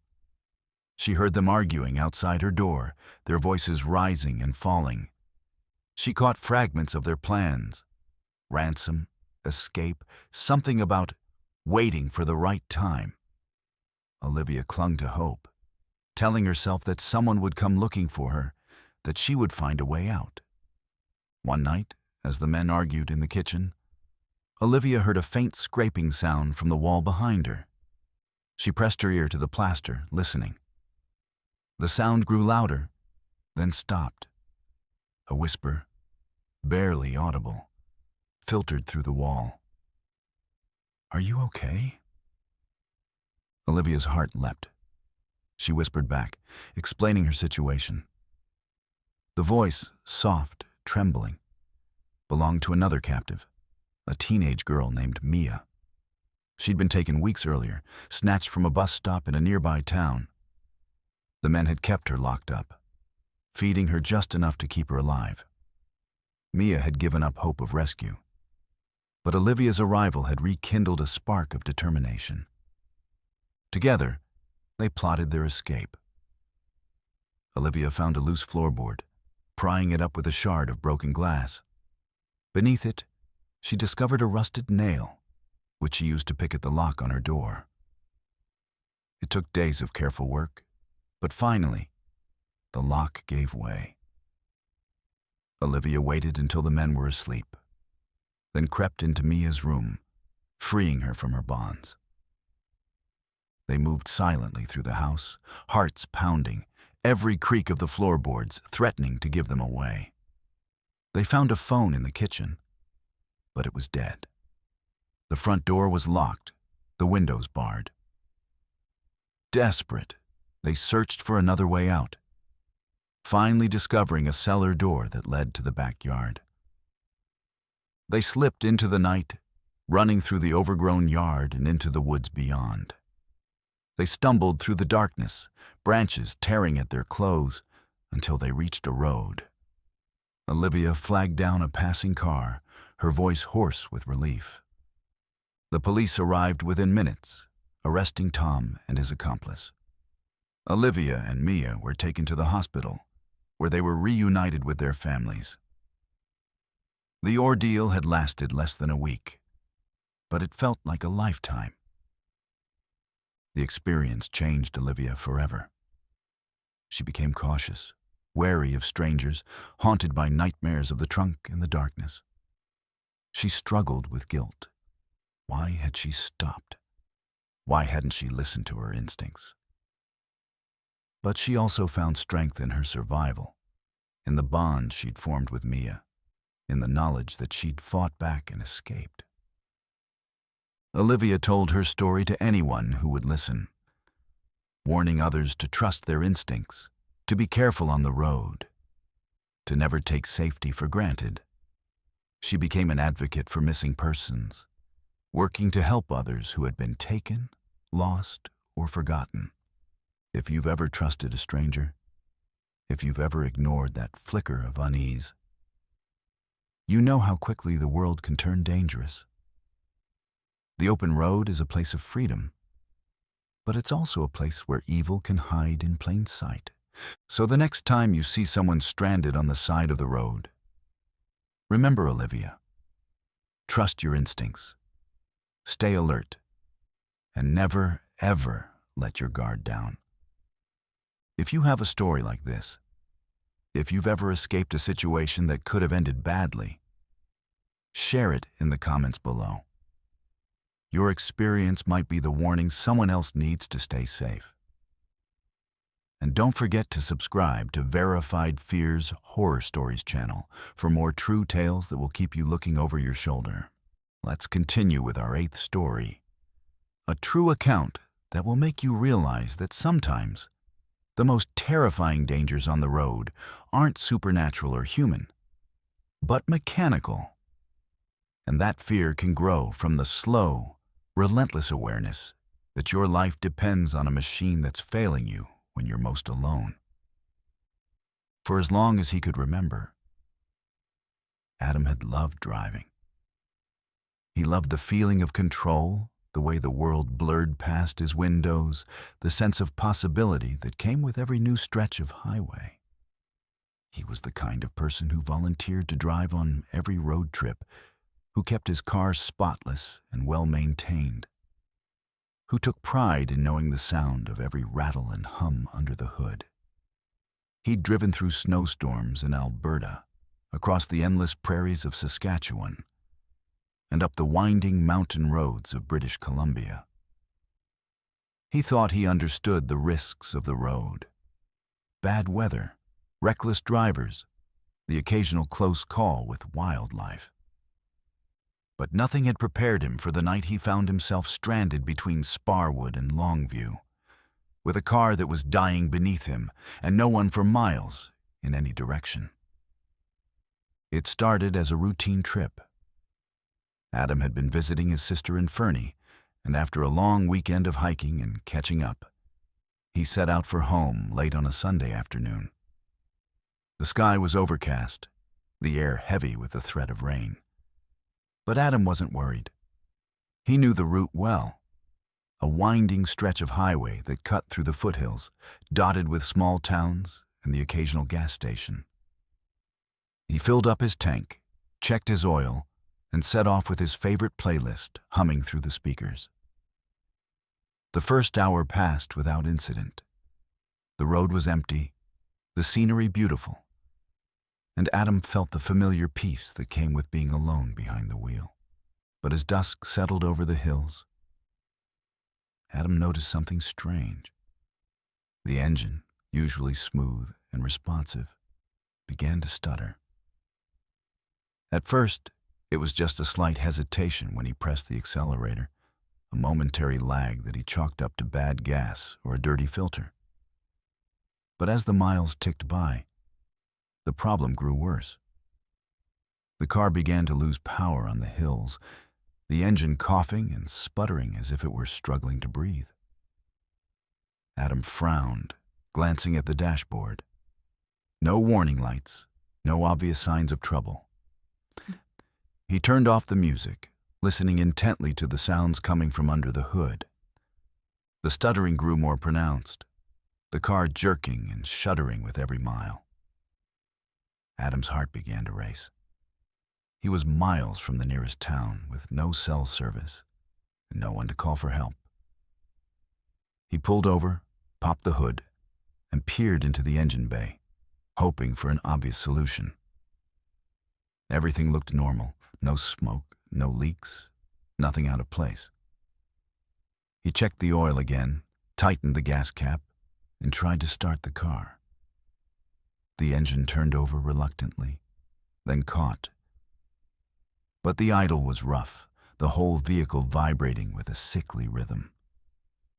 Adam got back on the road, driving slowly, hyper-aware of every sound and vibration. He kept the revs high, afraid that letting the engine drop below 2,000 RPM would cause it to stall. The road ahead stretched out in a lonely ribbon, the trees pressing in on either side, the sky growing darker by the minute. Every time he crested a hill, he prayed for the lights of a town, a gas station, any sign of civilization. But the road remained empty, the only company the occasional deer staring from the shadows. The fear grew slowly, a cold knot in Adam's stomach. He knew that if the car died out here, he'd be in real trouble. The temperature was dropping, and the forecast called for rain. He had no cell service, no way to call for help, and the nearest town was at least 50 kilometers away. He tried to stay calm, focusing on the road, willing the car to keep going. He talked to the engine, coaxing it along, promising to get it fixed, to treat it better, to never take it for granted again. As the night deepened, the situation grew more desperate. The engine was barely running, the car lurching and groaning with every mile. Adam's hands were white-knuckled on the wheel, his eyes darting between the road and the dashboard, watching the temperature gauge, the oil pressure, the fuel level. He turned off everything he could, the radio, the air conditioning, even the headlights when he was sure no one else was around, trying to conserve every bit of power. The rain started as a drizzle, then grew into a steady downpour. The wipers struggled to keep up, smearing water across the windshield. The road became slick, the visibility poor. Adam slowed to a crawl, terrified that any sudden movement would kill the engine for good. He passed a sign. Longview, 60 kilometers. It might as well have been 100. He gritted his teeth, focusing on the white lines, on the rhythm of the engine, on the hope that he could make it just a little farther. The hours dragged on. Adam lost all sense of time, his world shrinking to the circle of light cast by his headlights and the relentless sound of the rain. He began to hallucinate, seeing shapes in the shadows, faces in the trees. He imagined the car dying, imagined himself walking for miles in the dark, soaked to the bone, lost in the wilderness. He thought of the stories he'd heard, people who vanished on lonely roads, who were found days later, frozen or worse. He tried to push the thoughts away, focusing on the task at hand, but the fear was always there, gnawing at the edges of his mind. At one point, the engine sputtered so badly that Adam was sure it was over. The car slowed to a crawl, the lights dimming, the dashboard flickering. He pulled over, heart pounding, and sat in the dark, listening to the rain drum on the roof. He thought about getting out, about trying to flag down a passing car, but he knew the chances were slim. He was alone, utterly alone, and the realization was like a punch to the gut. He tried the ignition again, whispering a prayer. The engine coughed, then caught, running rough but running. Adam forced himself back onto the road, driving even more slowly, every nerve on edge. He counted the kilometers, marking each one as a small victory. 50 to go, 40, 30. The rain never let up, the darkness never lifted. As he neared Longview, Adam's relief was tempered by exhaustion and fear. He was running on adrenaline, his body shaking, his mind numb. The car was making a terrible grinding noise now, the engine rattling with every turn of the wheels. He could smell burning oil, feel the heat rising from the floorboards. He knew he was pushing the car beyond its limits, but he had no choice. Finally, after what felt like an eternity, Adam saw the lights of Longview shimmering through the rain. He let out a sob of relief, barely able to believe he'd made it. He coasted into the first gas station he saw, the engine dying with a final, shuddering gasp. He sat in the car for a long time, head resting on the steering wheel, tears streaming down his face. The attendant came out, tapping on the window. Adam rolled it down, his voice shaking as he explained what had happened. The attendant listened, nodding sympathetically, then called a tow truck. Adam watched as his car was loaded onto the flatbed, feeling a strange mix of gratitude and grief. He'd survived, but the experience had changed him. He checked into a motel, collapsing onto the bed, unable to sleep. Every time he closed his eyes, he saw the empty road, heard the sound of the engine dying, felt the cold knot of fear in his stomach. He called his sister, his parents, letting them know he was safe. But he couldn't bring himself to tell them how close he'd come to disaster. The next day, the mechanic confirmed what Adam had suspected. The engine was shot, a catastrophic failure that could have left him stranded in the middle of nowhere. He sold the car for scrap, taking the bus the rest of the way home. He never drove that stretch of road again. The experience haunted Adam for years. He became hyper-vigilant about car maintenance, never letting the gas tank drop below half, never ignoring a strange sound or vibration. He developed a fear of driving at night, of being alone on the road, of the slow, creeping dread that comes when you realize your fate is in the hands of a machine that doesn't care if you live or die. He told his story to anyone who would listen, warning them to take care of their cars, to respect the dangers of the road, to never take safety for granted. He knew that most people would never understand the terror of that night, the way the fear grew with every mile, the way the darkness seemed to press in, suffocating and absolute. If you've ever been stranded on a lonely road, if you've ever felt the cold knot of fear in your stomach as your car sputters and dies, you know how quickly confidence can turn to panic. The open road is a place of freedom, but it's also a place where you're utterly alone, where help is miles away, where the only thing standing between you and disaster is a machine that can fail at any moment. So the next time you set out on a long drive, remember Adam. Check your car, plan your route, and never underestimate the dangers of the road. Because sometimes, the scariest monsters aren't the ones you can see. They're the ones hiding under the hood, waiting for the perfect moment to strike. If you have a story like this, if you've ever survived a mechanical nightmare on the road, share it in the comments below. Your experience might be the warning someone else needs to stay safe. And don't forget to subscribe to Verified Fear's Horror Stories channel for more true tales that will keep you looking over your shoulder. Stay safe out there. And remember, sometimes the most terrifying dangers are the ones you never see coming. Let's continue with our 9th story. A true account that will make you realize that sometimes the most terrifying dangers on the road are not human or supernatural, but the unstoppable force of nature itself, and how quickly a family road trip can turn into a desperate fight for survival. For the Miller family, road trips were a summer tradition. Every year, as soon as school let out, they would load up their old Chevy Suburban with sleeping bags, fishing poles, and enough snacks to feed an army, and set off across the Midwest in search of adventure.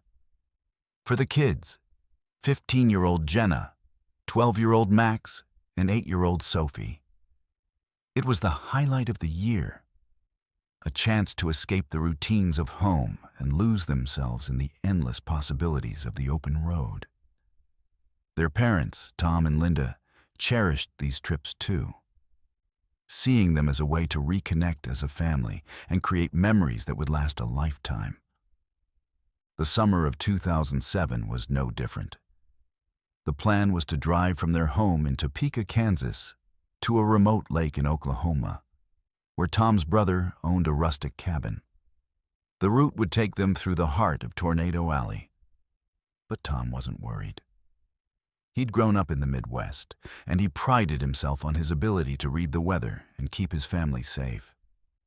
They set out on a bright June morning, the sky a perfect blue, the fields shimmering with new wheat. The kids played games in the back seat. Linda read aloud from a battered guidebook, and Tom kept one eye on the horizon, scanning for storm clouds out of habit. The first day passed in a blur of small towns, roadside diners, and endless stretches of highway. They stopped for ice cream in Wichita, took photos at the world's largest ball of twine, and arrived at the cabin just as the sun was setting. The lake was calm, the air thick with the scent of pine and wildflowers. They spent the next 2 days fishing, swimming, and exploring the woods, their laughter echoing across the water. At night, they sat around the fire, roasting marshmallows and telling ghost stories, the darkness outside their circle of light deep and impenetrable.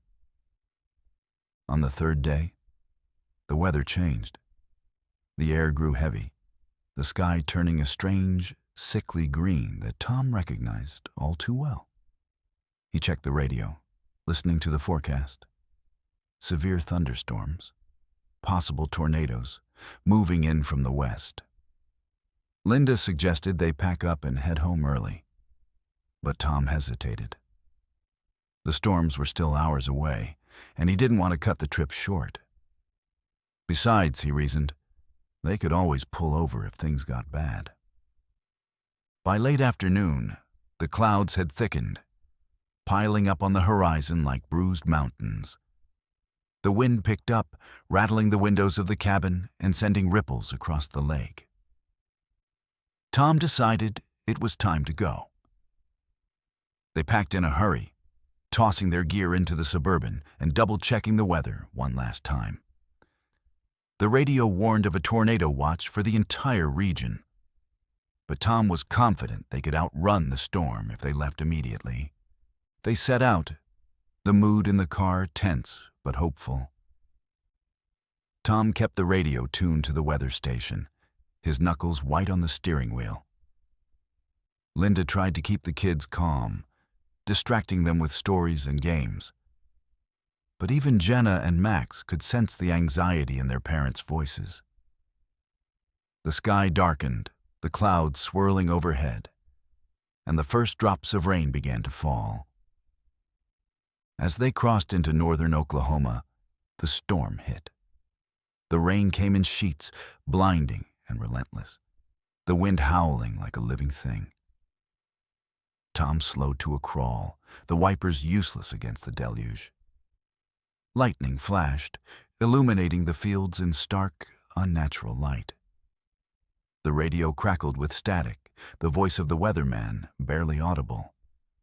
Tornado warning. Take cover immediately. Tom's heart pounded.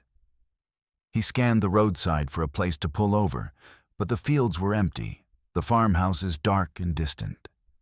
The road ahead was a tunnel of rain and wind, the trees bending almost double. Suddenly, Linda shouted, "There's something up ahead!" Tom squinted through the windshield, his stomach dropping as he saw what she meant. A line of cars stopped on the highway, their hazard lights blinking in the gloom. He pulled over behind them, rolling down his window to talk to the driver in front. The man's face was pale, his voice shaking. "There's a tornado coming this way. We can't go forward. The road's blocked by downed trees. We need to find shelter." Tom looked around, his mind racing. There was no overpass, no ditch deep enough to offer protection. The only option was a small grove of trees about 50 yards from the road. he made a split-second decision. "Everyone out, now!" The family scrambled from the car, the wind nearly knocking them off their feet. Tom grabbed Sophie, Linda took Max, and Jenna held tight to her mother's hand as they ran for the trees. The rain was like needles, stinging their faces, soaking them to the bone.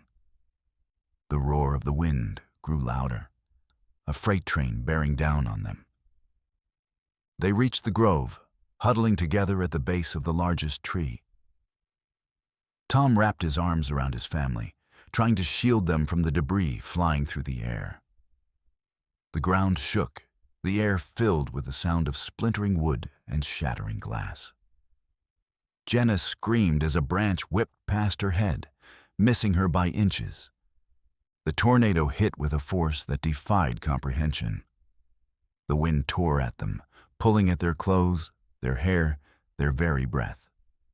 The trees bent and snapped, the ground littered with branches and debris.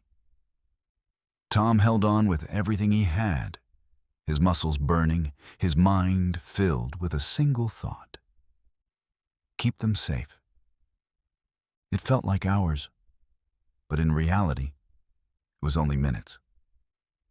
The wind began to die, the roar fading to a distant rumble. The rain slackened, the air suddenly still. Tom opened his eyes, blinking against the mud and blood on his face.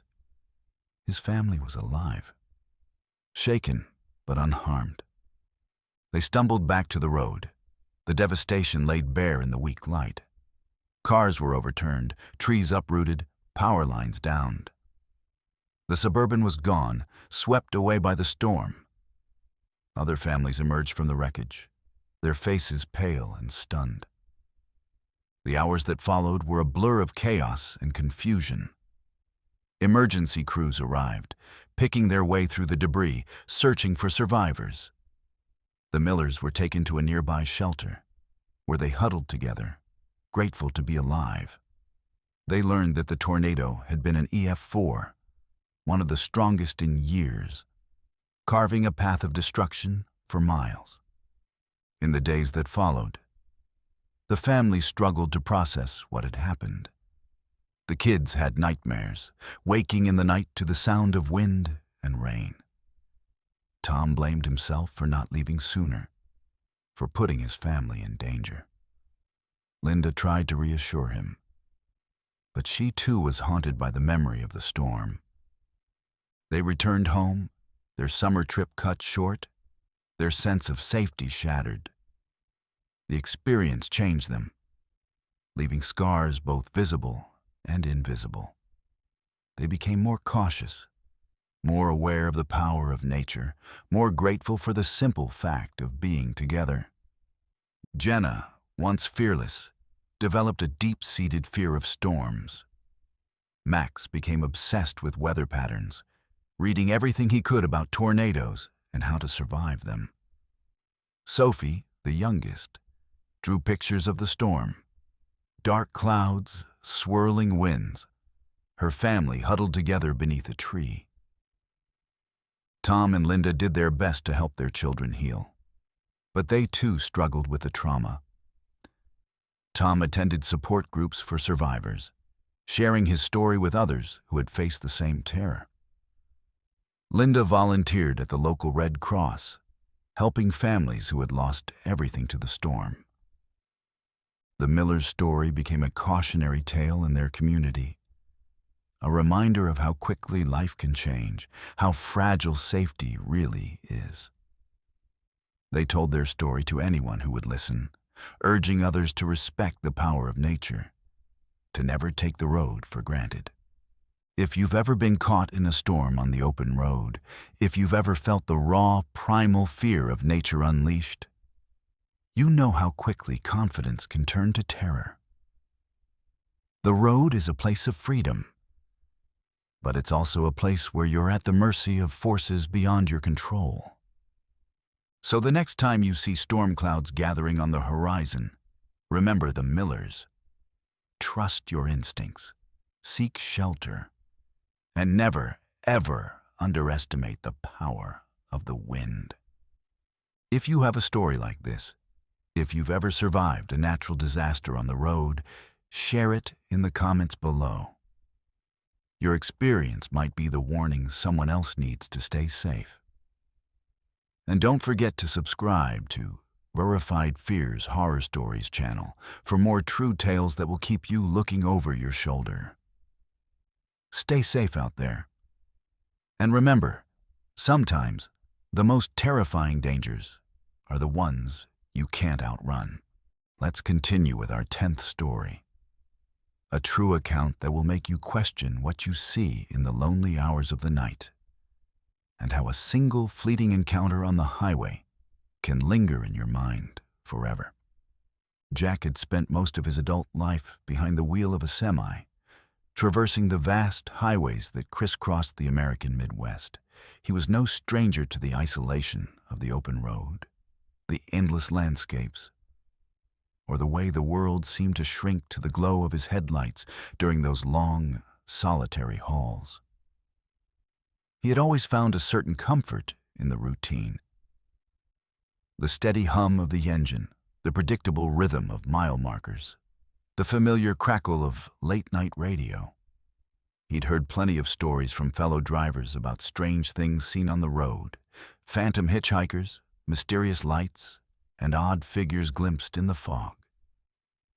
But Jack was a practical man, not easily rattled by tales of the supernatural. That is, until one autumn night, when he saw something that would haunt him for years to come. It was late October, and Jack was hauling a load from Kansas City to Denver. The air was crisp, the fields on either side of the highway already stripped bare by the harvest, and the sky was clear except for a sliver of moon. Jack had left the city after sunset, hoping to make good time through the night.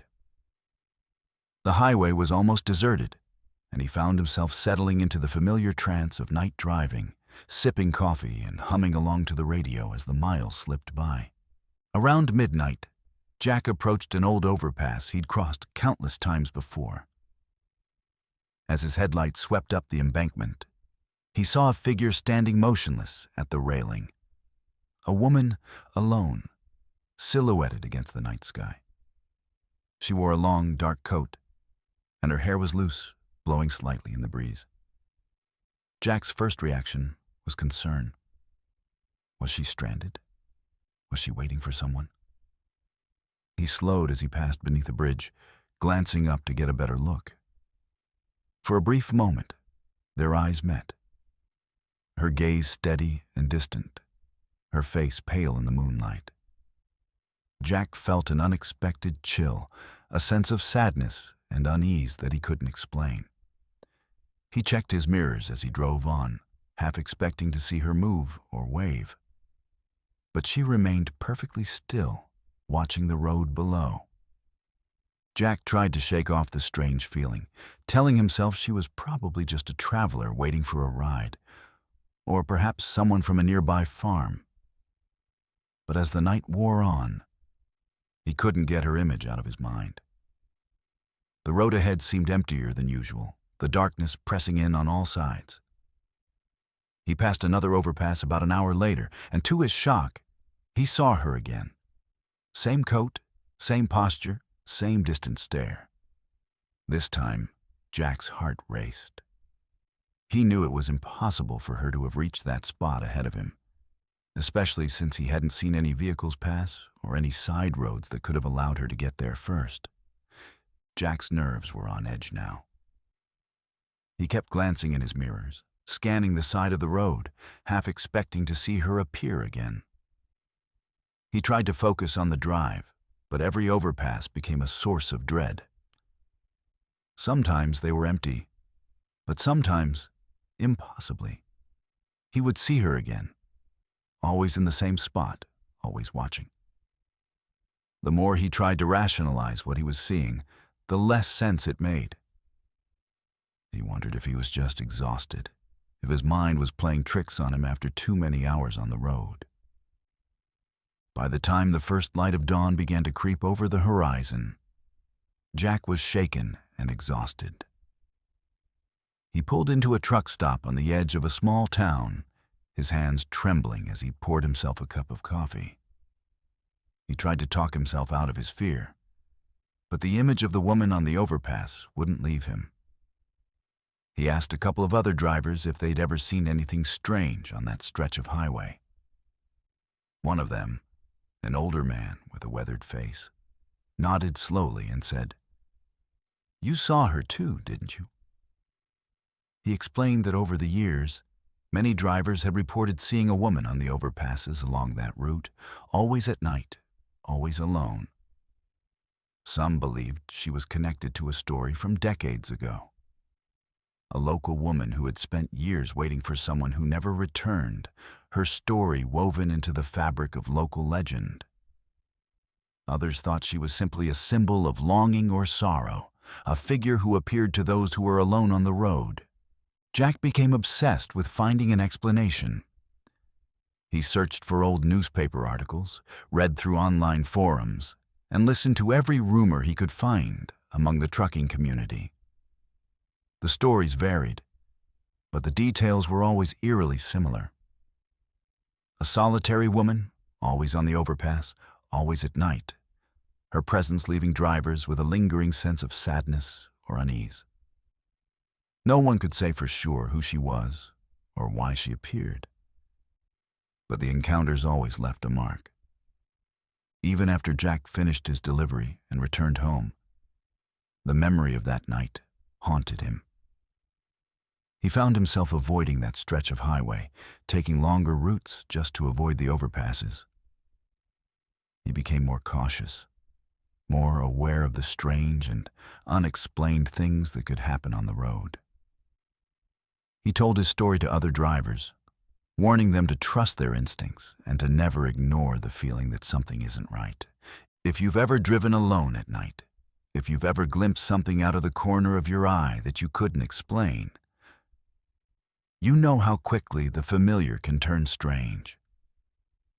The open road is a place of freedom, but it's also a place where the past lingers, where the lonely and the lost might still be waiting for someone to notice them. So the next time you see a figure standing on an overpass, remember Jack. Trust your instincts, stay alert, and never, ever look back. If you have a story like this, if you've ever encountered something on the road you can't explain, share it in the comments below. Your experience might be the warning someone else needs to stay safe. And don't forget to subscribe to Verified Fears Horror Stories channel for more true tales that will keep you looking over your shoulder. Stay safe out there. And remember, sometimes the most haunting things on the road are the ones that are never fully understood.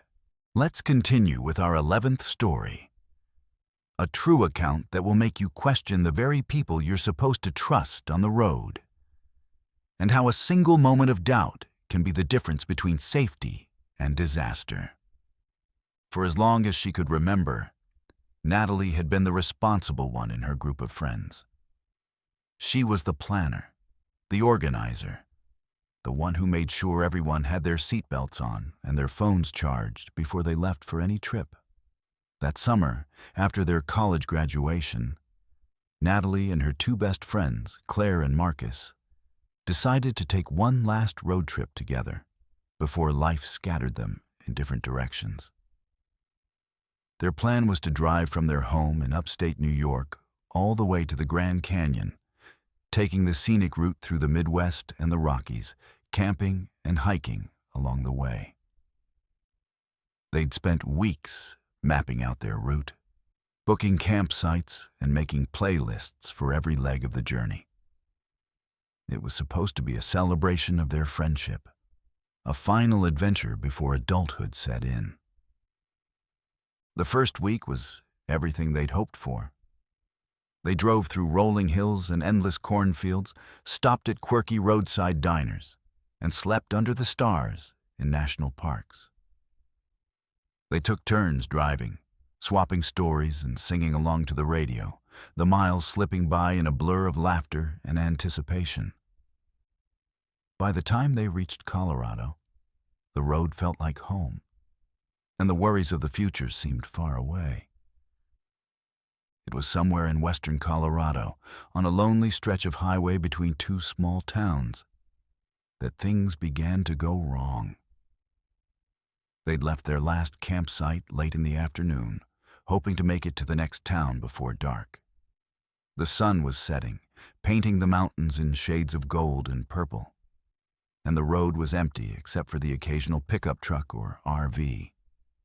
Natalie was driving, Claire was dozing in the back seat, and Marcus was fiddling with the GPS, trying to find a shortcut to save them some time.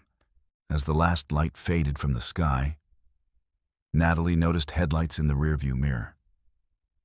At first, she thought nothing of it. Just another car on the highway. But as the miles passed, the vehicle stayed behind them, never passing, never falling back. Natalie's unease grew, but she tried to shake it off. Maybe they were just headed to the same town.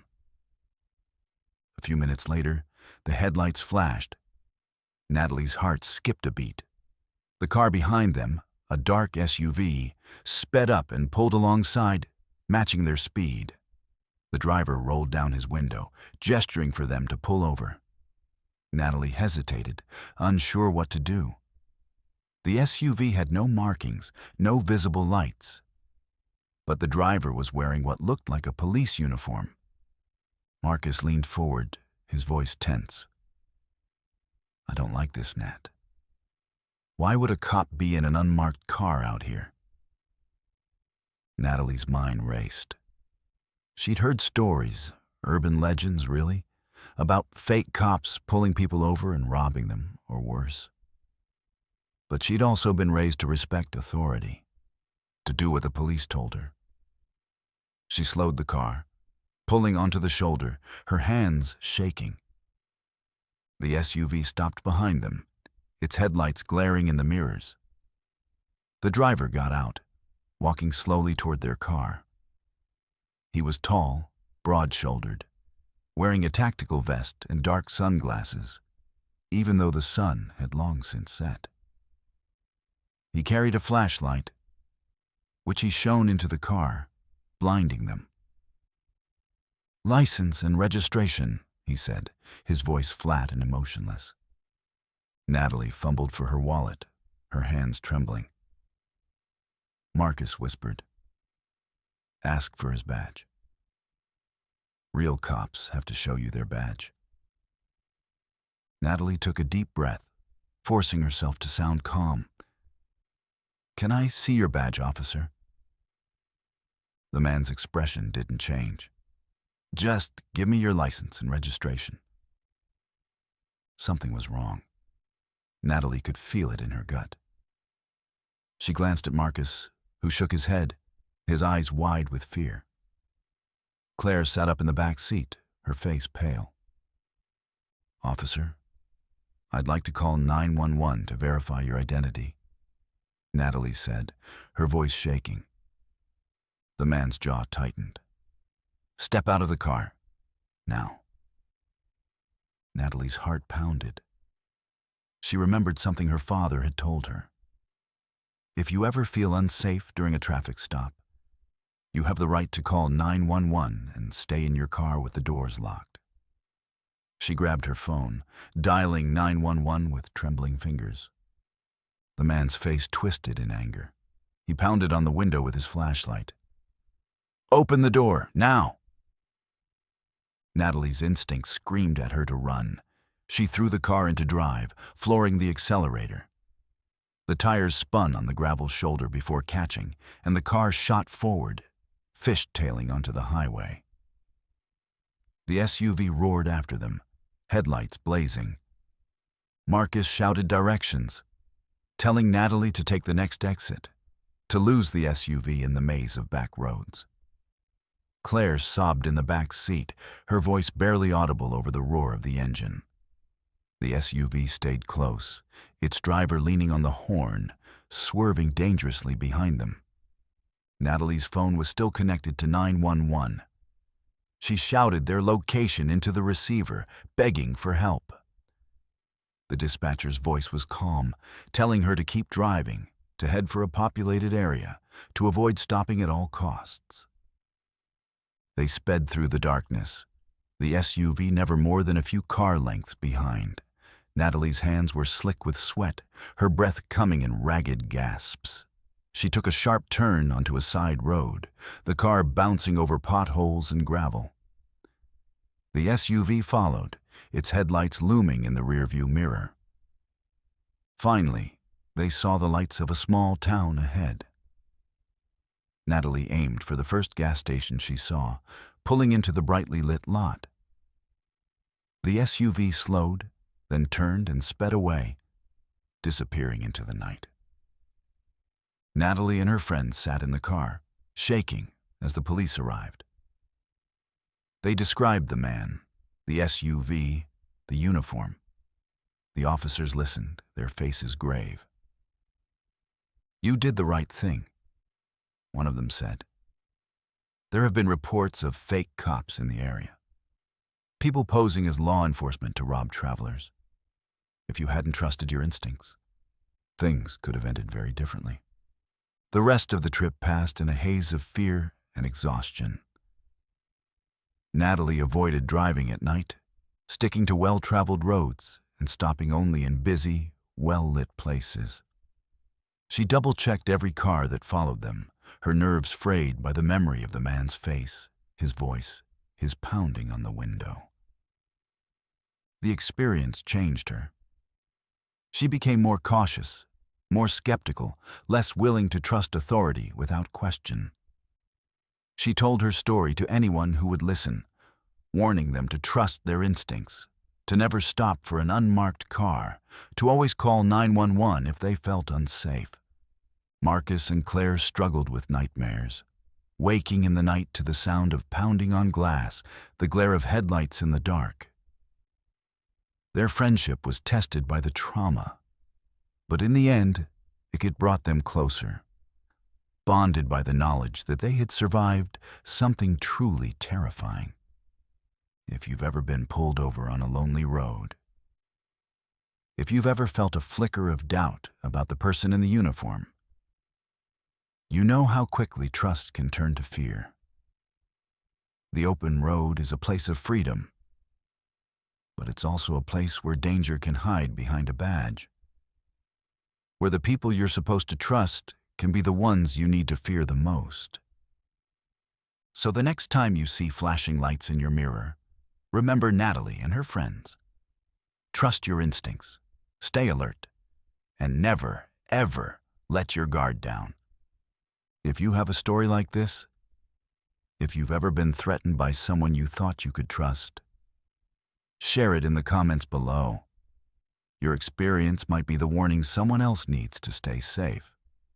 And don't forget to subscribe to Verified Fears Horror Stories channel for more true tales that will keep you looking over your shoulder. Stay safe out there. And remember, sometimes the scariest dangers are the ones that wear a badge.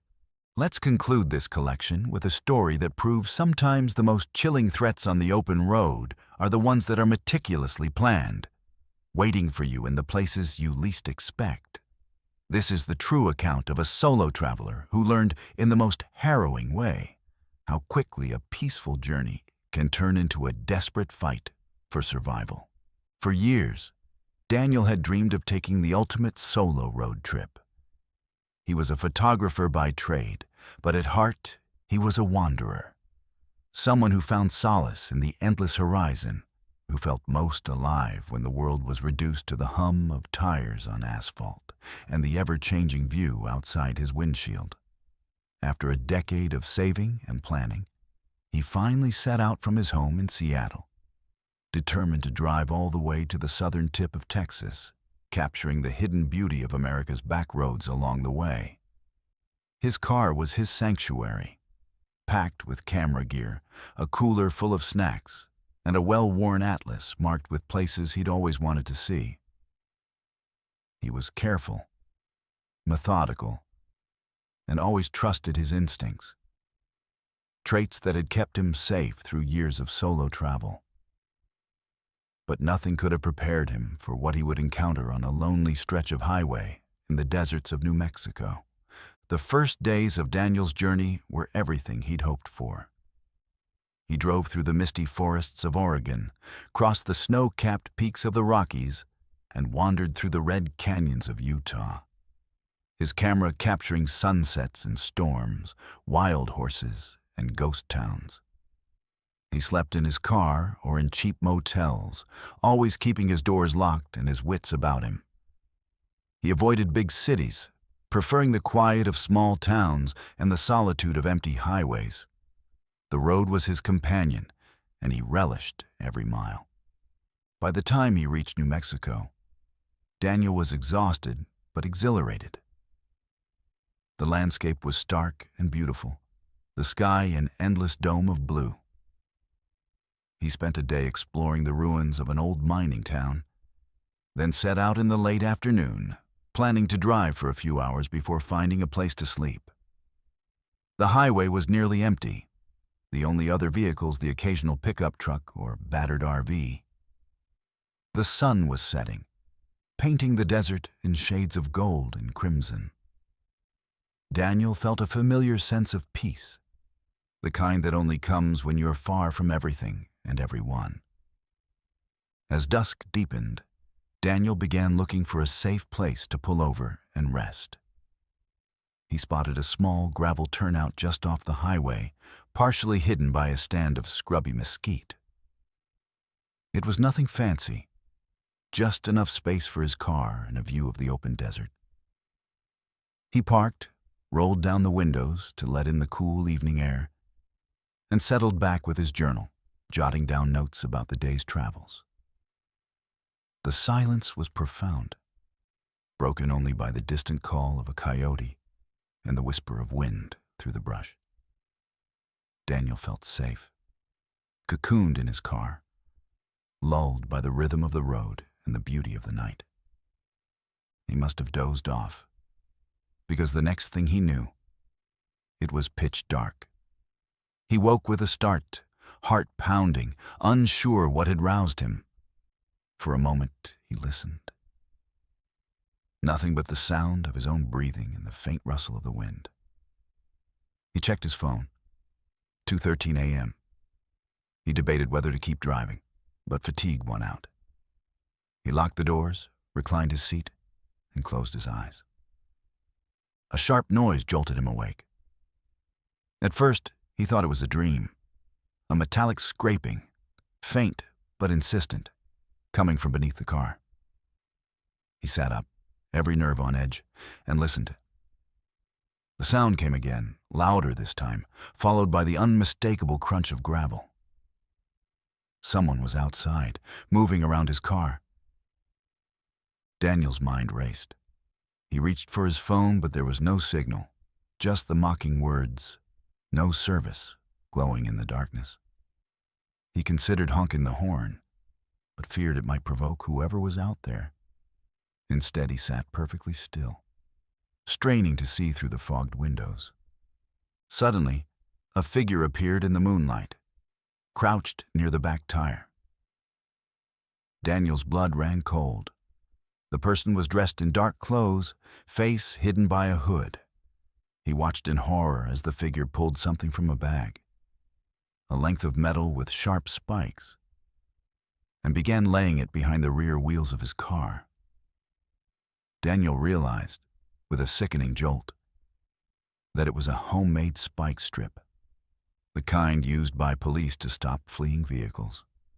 Whoever these people were, they were setting a trap.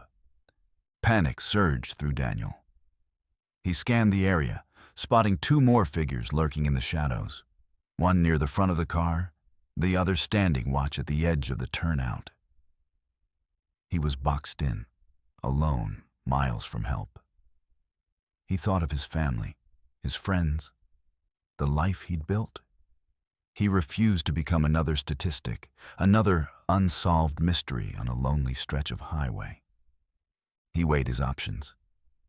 If he stayed put, he risked being attacked when the men realized he was awake. If he tried to drive away, he'd hit the spike strip and be stranded, at their mercy. He needed a distraction, something to buy him time. Daniel remembered the emergency whistle on his keychain, a gift from his sister. He grabbed it, took a deep breath, and blew as hard as he could. The shrill sound pierced the night, startling the men outside. For a split second, they froze, looking around in confusion. Daniel seized the moment. He started the car, slammed it into reverse, and gunned the engine, swerving hard to the left. The car lurched over the gravel, narrowly missing the spike strip, and shot back onto the highway. The men shouted, one of them throwing something that struck the rear window with a loud crack. Daniel didn't look back.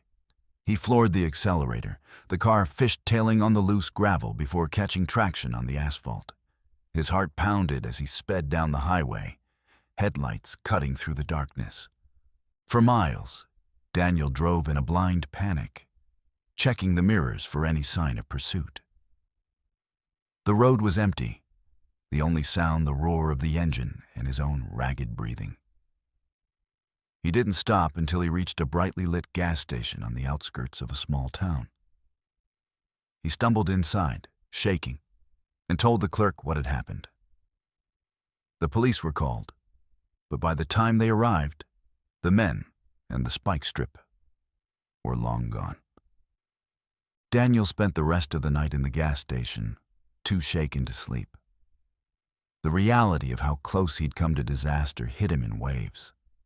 How a simple decision to pull over in the wrong place at the wrong time had nearly cost him everything. He called his family, his voice trembling as he recounted the story. His mother wept, his father raged, his sister told him to come home. But Daniel was determined to finish his journey, to reclaim the sense of freedom that had always drawn him to the road. The next day, he had the car checked for damage, grateful to find only a cracked taillight and a few scratches. He pressed on, but the experience changed him. He became hyper-vigilant, avoiding isolated turnouts, never sleeping in the car unless he was in a well-lit, populated area. He trusted his instincts, listened to the small voice that warned him when something felt off. The road was still his sanctuary, but he understood, in a way he never had before, how thin the line between safety and danger truly was. Daniel's story became a warning he shared with fellow travelers in online forums and coffee shops, at campgrounds and truck stops. He urged others to trust their instincts, to stay alert, to never take the road for granted. He learned that his experience was not unique, that others had encountered similar traps, that the highways were not as safe as they seemed. If you've ever traveled alone, if you've ever felt the hair on the back of your neck stand up for no reason, you know how quickly a peaceful journey can turn into a nightmare. The open road is a place of freedom, but it's also a place where danger can wait in the shadows, where a single mistake can change everything. So the next time you set out on a road trip, remember Daniel. Trust your instincts, stay alert, and never, ever ignore the feeling that something isn't right. Because sometimes, the scariest monsters aren't the ones you see coming. They're the ones that wait in the dark, silent and patient, for you to let your guard down. And if you have a story like this, if you've ever escaped a situation that could have ended in tragedy, please share it in the comments below. Your experience could be the warning that saves someone else's life. Don't keep your story to yourself. Let it be a light for others in the darkness. And if you've made it this far, if these stories have made you think twice about the road, I urge you to subscribe to Verified Fears Horror Stories channel. Join our community of survivors, listeners, and believers, and help us spread the word that vigilance and courage can make all the difference. Stay safe out there. Hold your loved ones close, and remember, every mile is a gift. Don't let fear keep you from living, but never forget that the world can change in a heartbeat. Your story matters. Share it. And let's keep each other safe on the road ahead.